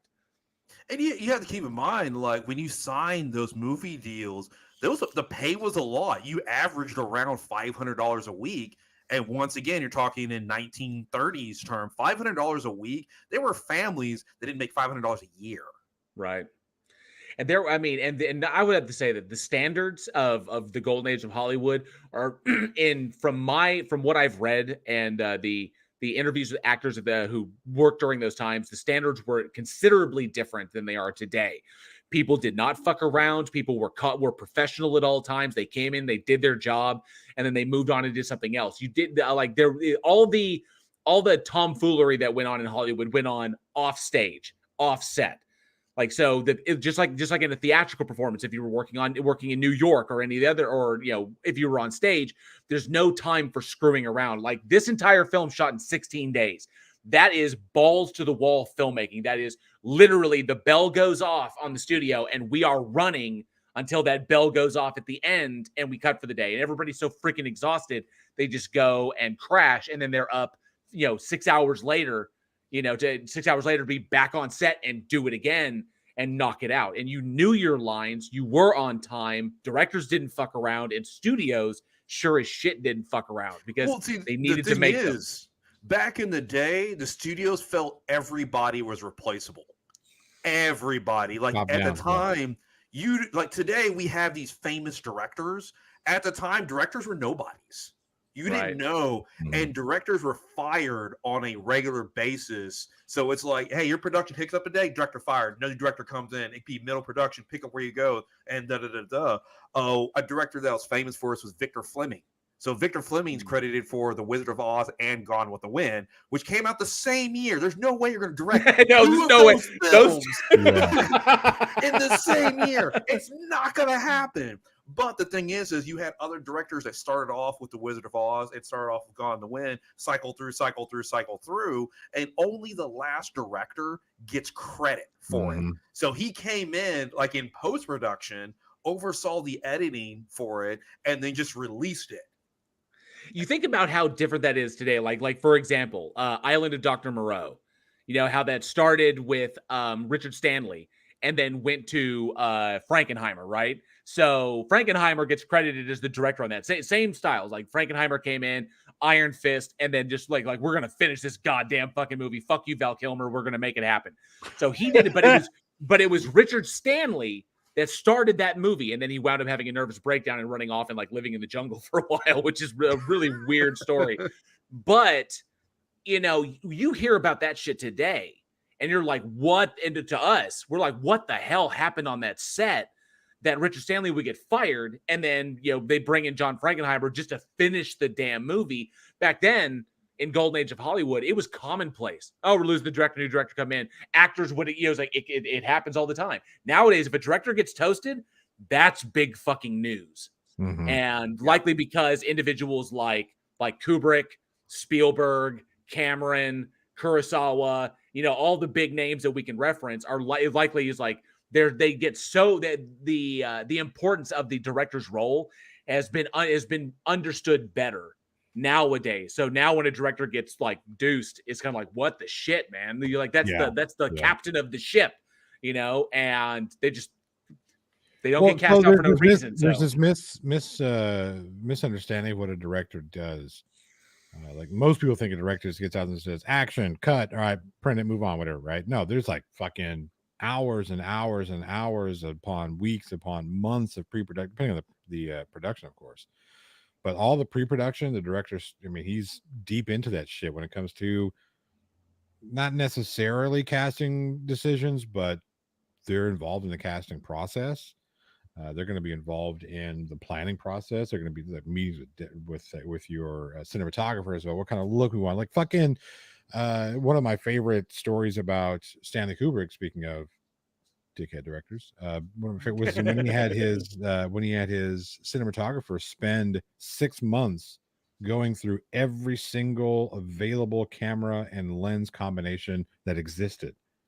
And I don't mean like every 35 millimeter, no, 8 millimeter, fucking 35 millimeter, every single camera combination, lens, every single one of them. They did 6 months of just playing with cameras because he wanted to make sure. Like, that's how involved direction gets. Well, it's nowadays, you hear a director does a film, and then for like a year to a year and a half after that, you don't see them. You don't hear much about them. It's likely because they're in the, after they completed filming, they're in the goddamn editing suite, and they're sitting in the same room for upwards of 6 months at a time, going through every frame of this thing until they get it down to where exactly they want. And then you got to run a situation where shit, we need reshoots. You go back out there, you got to reschedule everybody, you shoot these things, and you go back into the editing room. That's why, like, you know, whenever Guillermo del Toro shows up, it's kind of like, oh wow, it's been forever since we've seen him. You look at the jumps in between his productions.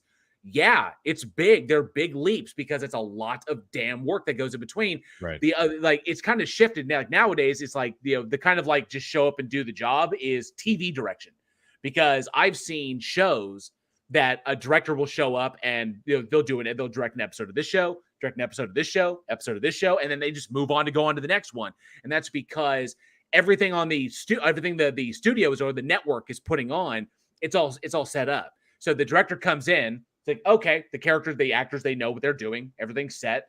The editing is all being taken care of over there. And they just need a director to basically call through, visualize the shots, and then go in but they're following. You can't have one episode look too different from the other ones. So you pretty much just go in and do what the previous director did. And you just carry on from there. And occasionally you get a big director comes in to do a big pivotal episode, very Law and Order style, because you have like a special guest in that you need to make sure that you highlight them correctly. But nonetheless, you jump from show to show to show to show and just work with everything that's all the tools are all laid out. Done.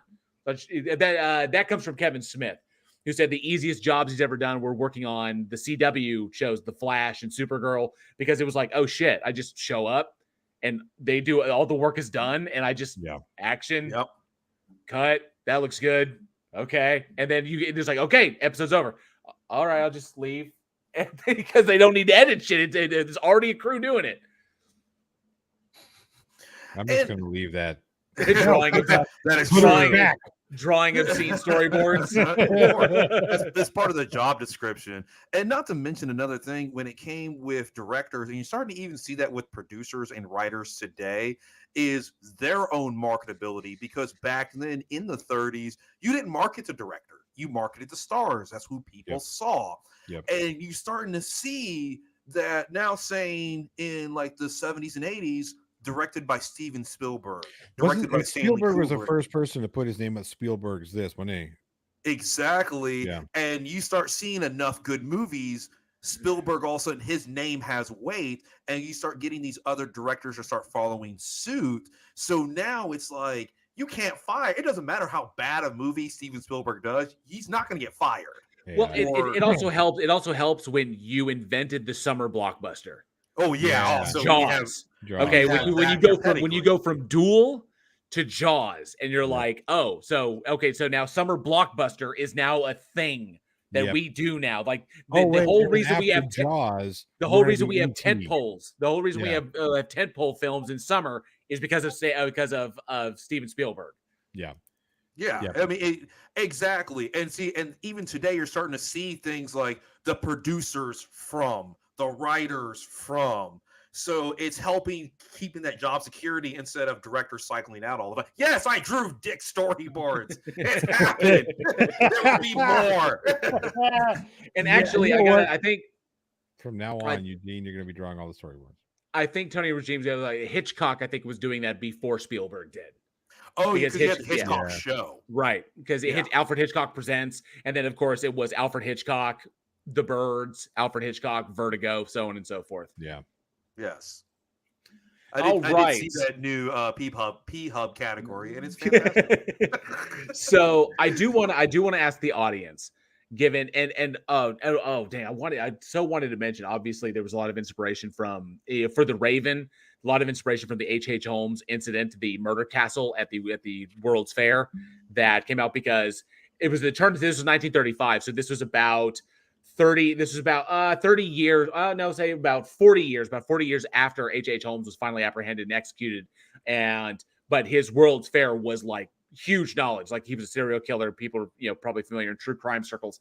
So, but obviously the setup in what he has, because in Lugosi's little like house manor estate, he had like secret areas that you could transport people. He had places to trap people. He had obviously torture devices. He had doors that went to nowhere and everything. Just the whole place was a labyrinth designed to trap people and eventually torture them to death.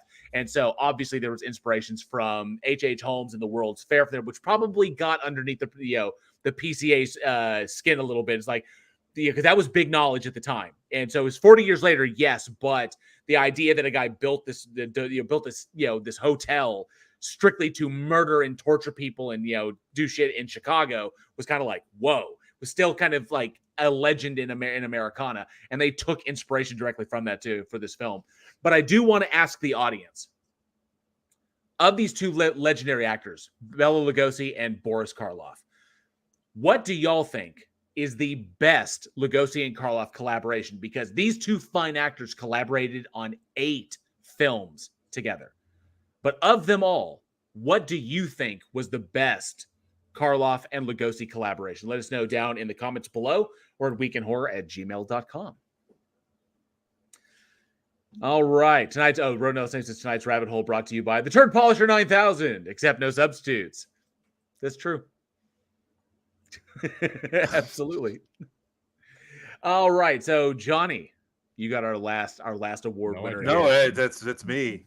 I do not. It's Eugene. I'm sorry. It's Eugene. Yeah. I saw Johnny's name there. But Eugene, you have our last. We can skip this one. You have our last award winner here. All right. We have to credit him before we go on. Sir Kaz says, I'm truly proud that my original Turd Polisher comment 2 years ago has become a true Week in Horror meme. That's got to be the next special edition T-shirt. Yeah. Limited edition T-shirt, the Turd Polisher 9000. Yes.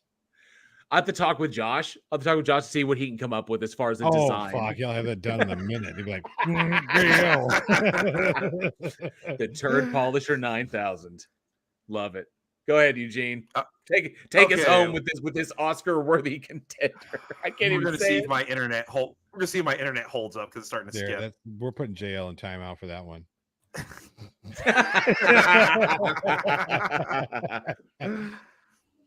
Okay. Last, we have Prisoners of the Sun, released July 8th, 2014. They should have called it Prisoners of this movie. I was a prisoner watching this movie. Roll it. I can't turn it off. It's like Clockwork Orange. It won't stop. No. It won't stop. You're going to be sick. When the rest of the world was huddling in caves, when Christ was being crucified, it was already under the sand. When Christopher Columbus was sailing the oceans, it was hidden, waiting for us.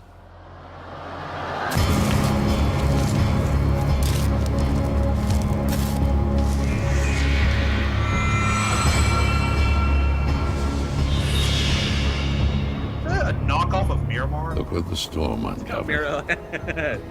I initially thought it said Malamar.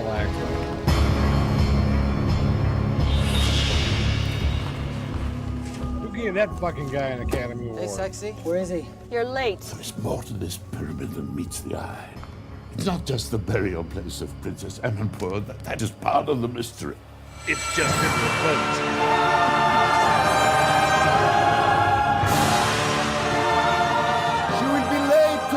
In the glory of France!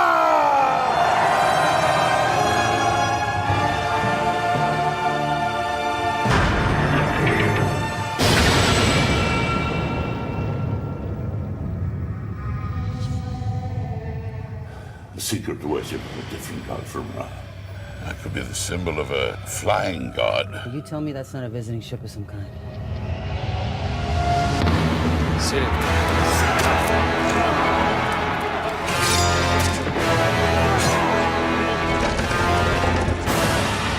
You know that Hitler once sent archaeologists here to search for it, but it remained hidden until now. Such an item would warrant a most serious offer.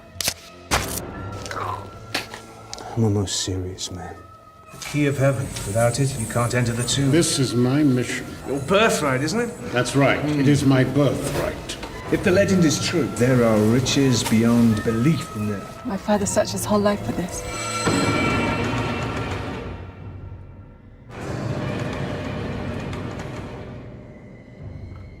What does it say? No one may enter this tomb and return alive. Only the ones chosen by the gods. Nothing like a good curse. Isn't that what they all say? I have a feeling we should go back. Yeah, I know the feeling. Come on. Limits don't!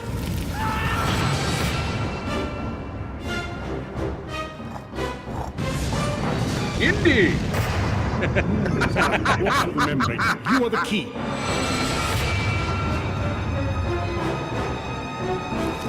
They're not human. Blinded by the light. Blinded by the light. This is some kind of ancient power generator here. How can we stop them?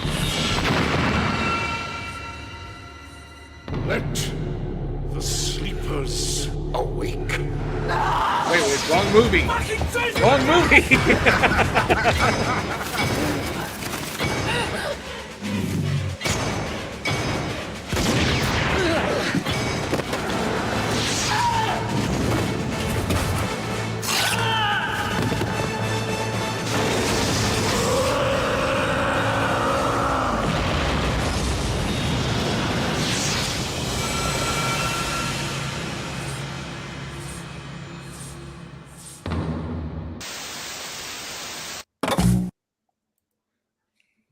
Sulla, I said no camels. That's 5 camels.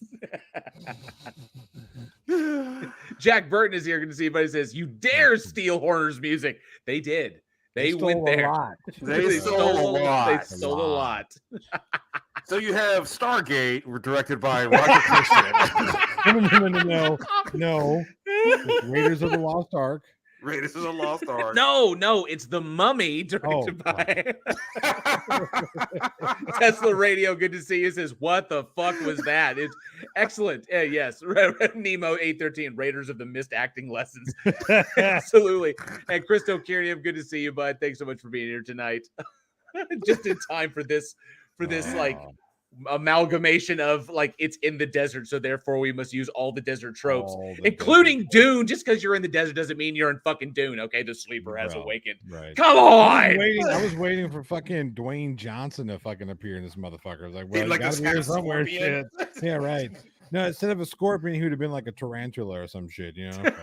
Been like a camel spider or Camel something spider, like that. yeah. Fuck. Raiders of the Lost Star Mummy. Thank you, Tony Regime. And it technically is. It technically is because they're Exactly raiding the what it tomb, and it's the lost tomb, and it's ancient aliens, and there's a terracotta mummy army in this. Yeah. I don't know. Bad. Star Raiders with starring I'll let you Casper Van do the Dien, break. Where was Casper Van Dien? He belonged to this movie. But go ahead and do the breakdown, man. All right, we have directed by Roger Christian, and it said award-winning. I would like to fact check that, please. Starring, he was a caterer on E.T., I think. He was backup caterer number 2. Backup caterer, the caterer's assistant. So starring John Wines Davis, David Charvent, Carmen Chaplin, Emily Holmes, Nick Moran, Josh Ackland, Michael Higgs, Glushin Grover, and Shane Ritchie. And basically, in a nutshell, they discover a city underneath a pyramid, and it has awoken the ancient gods, Which are aliens. Yeah, I mean, it's out in space. It's it's yeah. Come on, the Egyptian. I get like like movies do like The Mummy. Actually, I get the idea that the Egyptians had like maybe some sort of technology that was lost to time. And yes, Casey Cooper. Yes, you did see Gimli in there. That was fucking John Rhys Davies in this. Oh, what the shit. I get it, but come on, man. The Egyptians did not have fucking laser technology. No, okay. They had slave technology, okay? They had slave technology. Right? Yeah, it's bad. This is the mark of ambition way beyond what you're capable of. No, I don't even call this ambition. This is a mark of just fucking. I can't believe they were able to make this movie. Yeah, I really can't. Somebody should have fucking sued them at least twice. With all the fucking references, it almost feels like kind of like an asylum film with really high level production budget.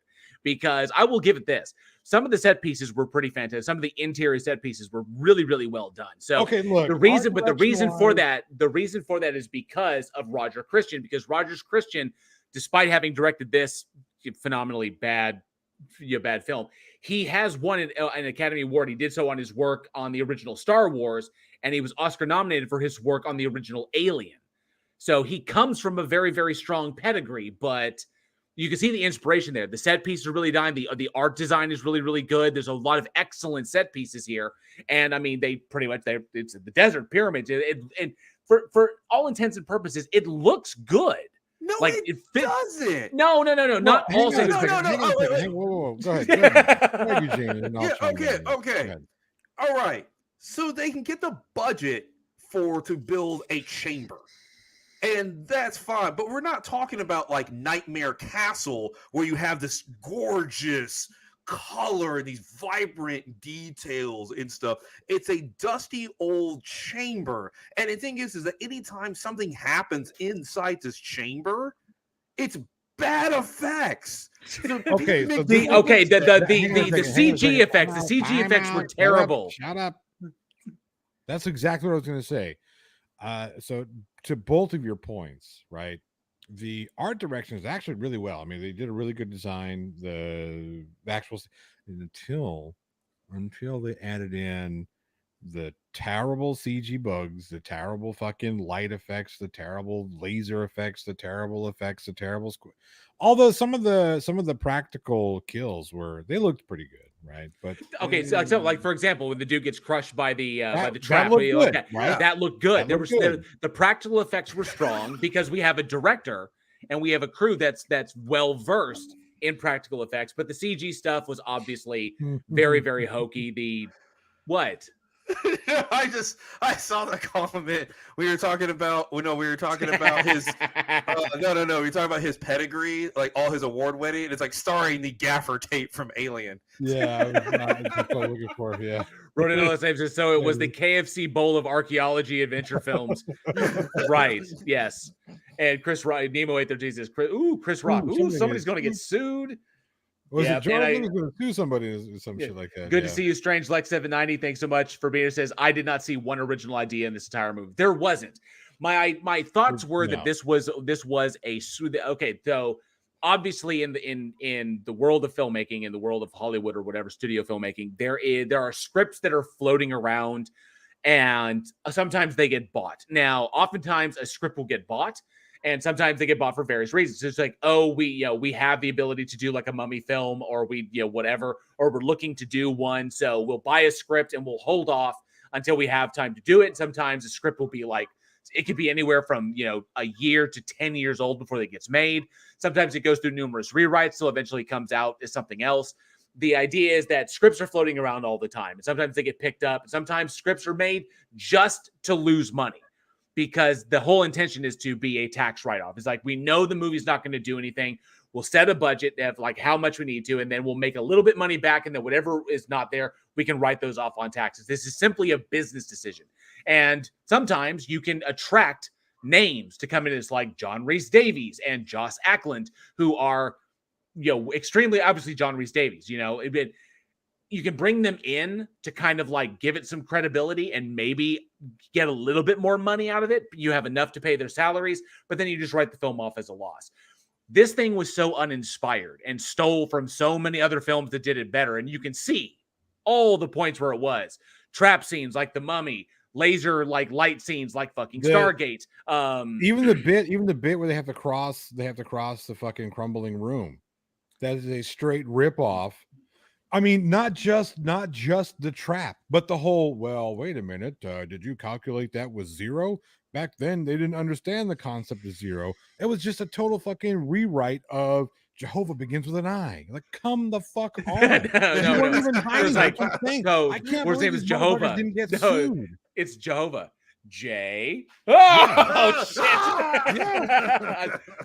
shit. He was so confident. The whole thing was just a total fucking rip. Right. Everything about it was complete. There was not a single original idea, period. I will say the terracotta mummy army kind of made me laugh because unintentionally, because it's like they opened up the, it was like, and it's just like people know the terracotta army, what I'm talking about. The terracotta army exists. It is real.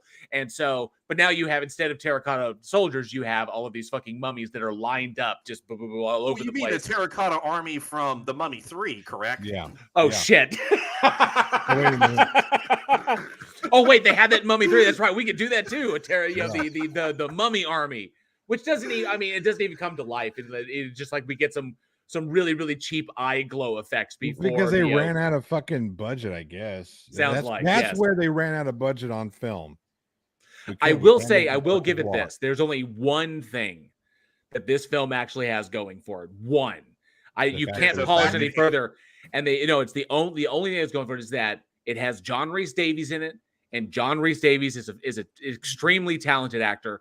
And he makes a very, very good villain, because ultimately he plays the myopic adventurer who, this is his life's goal, and he's that much closer to doing to accomplishing it. So he gets more and more kind of megalomaniacally out of control as he gets closer and closer to his goal. John Rhys Davies is very enjoyable to watch in this film. He's a strong actor. He's professional. He comes in and he plays it to the hilt. I really enjoyed that. The problem is everyone else, all the other talented actors are either the talented actors are underused. Joss Ackland was only brought in for probably half a day's worth of work. Mm-hmm. And then you have everybody else who is just, I'm sorry to say, to these actors out there, if any of them ever hear this, I'm sure they're very talented, but this performance was very substandard and just kind of like delivering lines and a lot of phoning it in. And honestly, like watching this movie, and I was trying to do some research on the production company that funded this, and they haven't done anything else. So I honestly sounds like a shell company. It could be a shell company, it could be a shell company. Honestly, I think it was probably a handful of investors that had some money that wanted to get into filmmaking, and then they had this idea. And they just kind of, because they had money, they were able to get it made. And essentially a fucking asylum film with a budget is what this was. Exactly. It's a mockbuster. Yeah. It's drafting off of everything that everybody has ever done, and it does it worse because they don't have the money and they're not dedicated to any one particular concept. So that's why the film doesn't have a specific idea of what it wants to be. So all it is just a mishmash of all the shit that we've seen before that was done better, because those were the focuses of the film. Right. The idea of like platforming adventurer, that kind of like is what Indiana Jones is about, if you want to put it in video game terms. That's brought in. That's stolen from the Indiana Jones franchise. Then you have the elements of the Mummy is like that, stolen from the Mummy films, pretty much all of them. And then you have the Stargate shit that's brought in.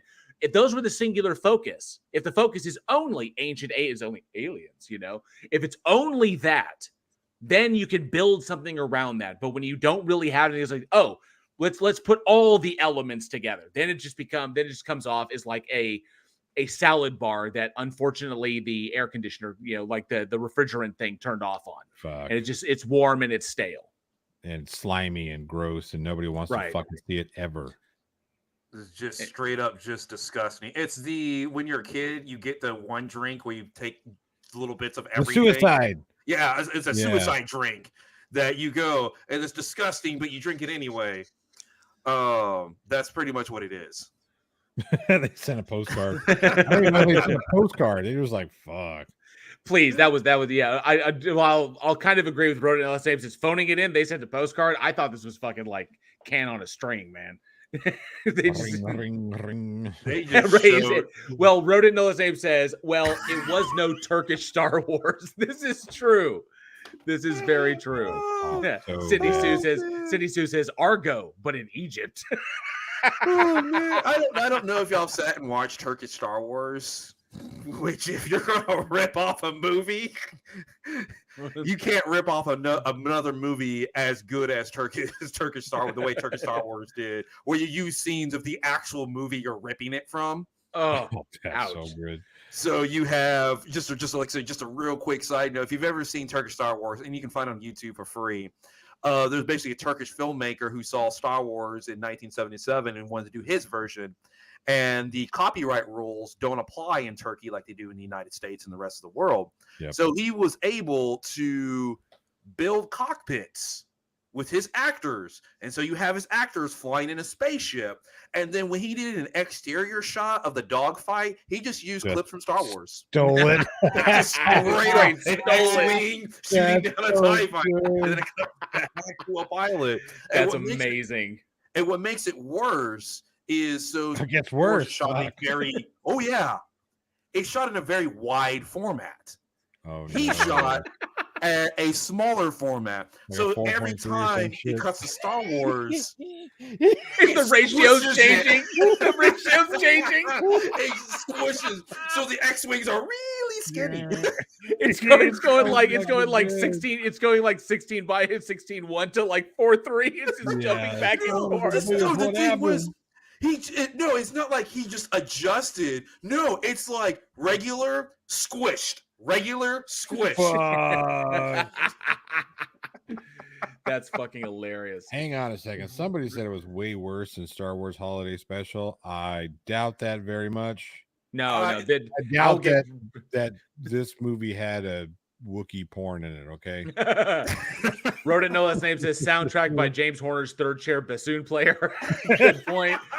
And Sarcasm says it felt like a 5-year-old wrote the script, and then they went to the bazaar. Then they specifically to the bazaar, and then they went to the dig site, and then there was a giant new pyramid. It's like, yeah, right. It was so weird. And you can see the 5-year-old, and then they go to the bazaar where there's interesting things, and then they go to the dig site where there's interesting things. Then they go, then there's a new pyramid, and everything's like, really? So, come on, but it was all over the place. It was so fucking weird. It is from the key. I think they even got a little bit of Exorcist in this fucking movie, of all things, with the weird dig sites and shit. Like, it's all over the place. Absolutely is. I had to go back and watch Brendan Fraser kick ass in The Mummy in order to get the taste of this one out of my mouth. That one was a magnificent film because I was like, why am I not watching The Mummy again? Oh, I've seen it 100 times. Fuck that. I'm going to watch it again. I watched it again. Only this is a carbon copy of a carbon copy of a carbon copy. It's like Multiplicity, you know. It's like the tail end. It's like the tail end. Michael Keaton. It's like the telephone game, and you're like the 100th person in line, so it's just nowhere close. It's not even. Yeah. It's like it starts with The Sleeper Awakens, and by the time it gets to you, you're like, "What, my mother?"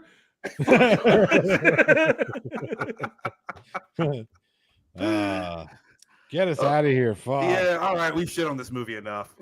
I mean, I the audience, what do you consider is the best mummy horror film? I'll just go, what's your favorite mummy film? Yeah. Oh, the Scorpion King looks like Avatar in comparison. That's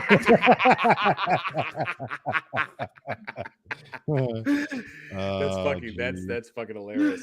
The favorite mummy film, obviously, I mean, I'll always love the Karloff original, but I do have a lot of love for the Brendan Fraser The Mummy. That one was fun. Abbott and Costello Meet the Mummy. Abbott and Costello Meet the Mummy is pretty fucking good. But I really, really love the Brendan Fraser one. The characters are on point. Everybody is just firing on all cylinders. The cinematography was great. It's just a fun adventure film, which is just some great sequences in it, which I really, I thoroughly loved. And the thing is, Brendan Fraser does such a good job. He's so fucking good.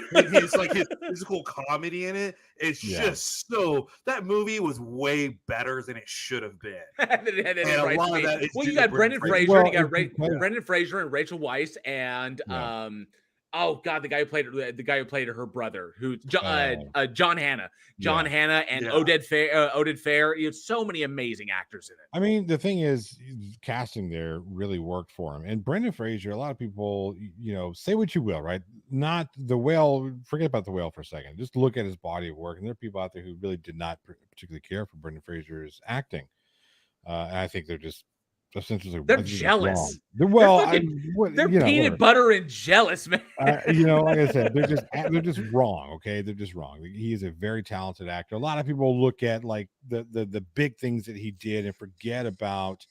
What's the one he played the Jewish student? Fucking School Ties. School Ties. Fuck, can't believe I forgot the name of that movie. God, he was brilliant in that. He was fucking great in that. He was great in With Honors. He was great with everything he's done. He's been really good. People, like my dad. Like I saw the first thing he saw me was fucking Encino Man. Like, come on, man. Oh yeah. I mean, he was brilliant in Encino Man. I'm not saying he wasn't. Okay, I'm not saying he wasn't, but it had fucking Pauly Shore in it. Come on now. That's true. But I mean, Brendan Fraser makes that movie. Squeeze juice. Oh, I fucking love it, dude. Yeah, like I said, people who look at regardless of your opinion on Brendan Fraser, you can't say that the guy doesn't have fun.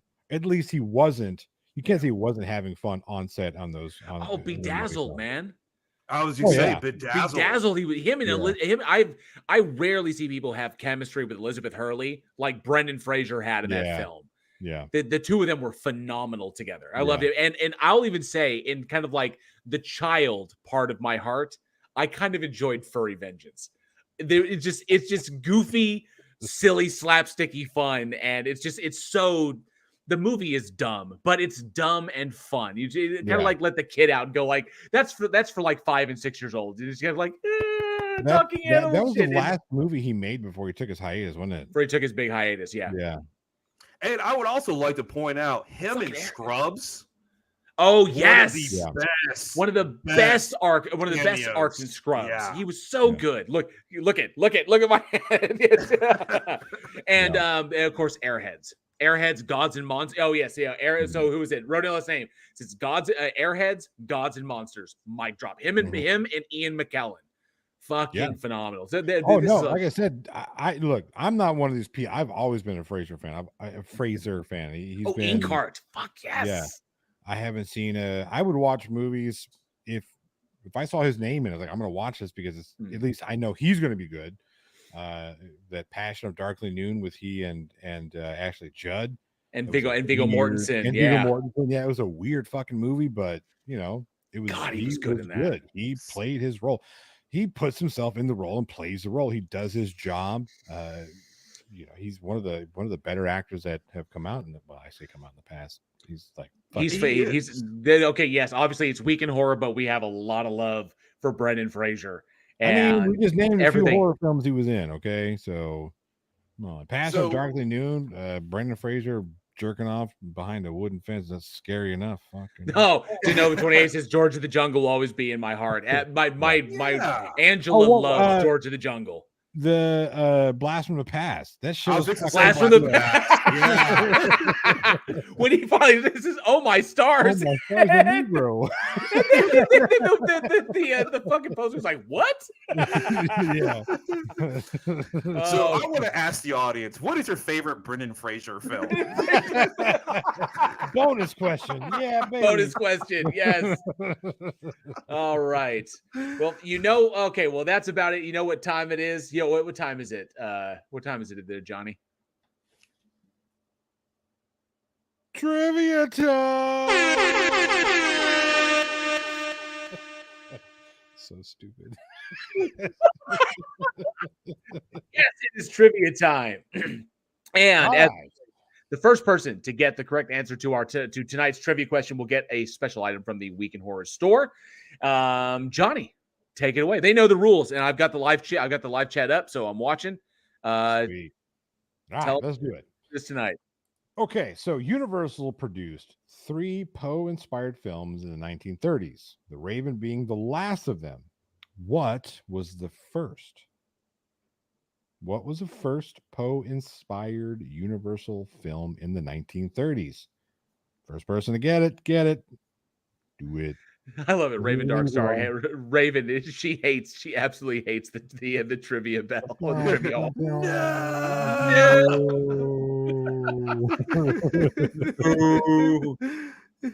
No. Negative. Tony Regime. Tony Regime says Pit in the Pendulum. Says nope. Extra J, not the Pit in the Pendulum. Extra J said Airheads. Airheads. God, Airheads was so fucking good. Sarcasm says the Black Cat. Nope, not the Black Cat. Till the not the Telltale Heart either. Strange Like 790. Yep. Nope. Close. Eventually, we can go through all of his fucking works. He's gonna Nope. His House of Usher. No, not the House of Usher. Not the Fall of House of Usher. I'm waiting. There's a couple I'm waiting to see if they'll get before the answer. No, Travis Brown, not the Cask of Amontillado. Which is interesting because the second one has been named. The second one was named, but the first one has not been. There it is. There it is. Liam Wakefield. Murders in the Do Morgue. I get what you're trying to say. Murders in the Rue Morgue. But yes, the first of the 3 Universal Poe-inspired films was Murders in the Rue Morgue. Excellently done. Level the flat of the wrong Poe. That's funny. Rodin LS yes, Rodin LS said level the flat earth documentary. Oh, wrong Poe. Yeah, wrong Poe. Yes, but congratulations, Liam Wakefield. I'm gonna get your name down right now. We got something special we're gonna print out and shoot over to you for winning tonight's trivia. Congratulations again. All right, folks, everybody get ready to drop your Molly.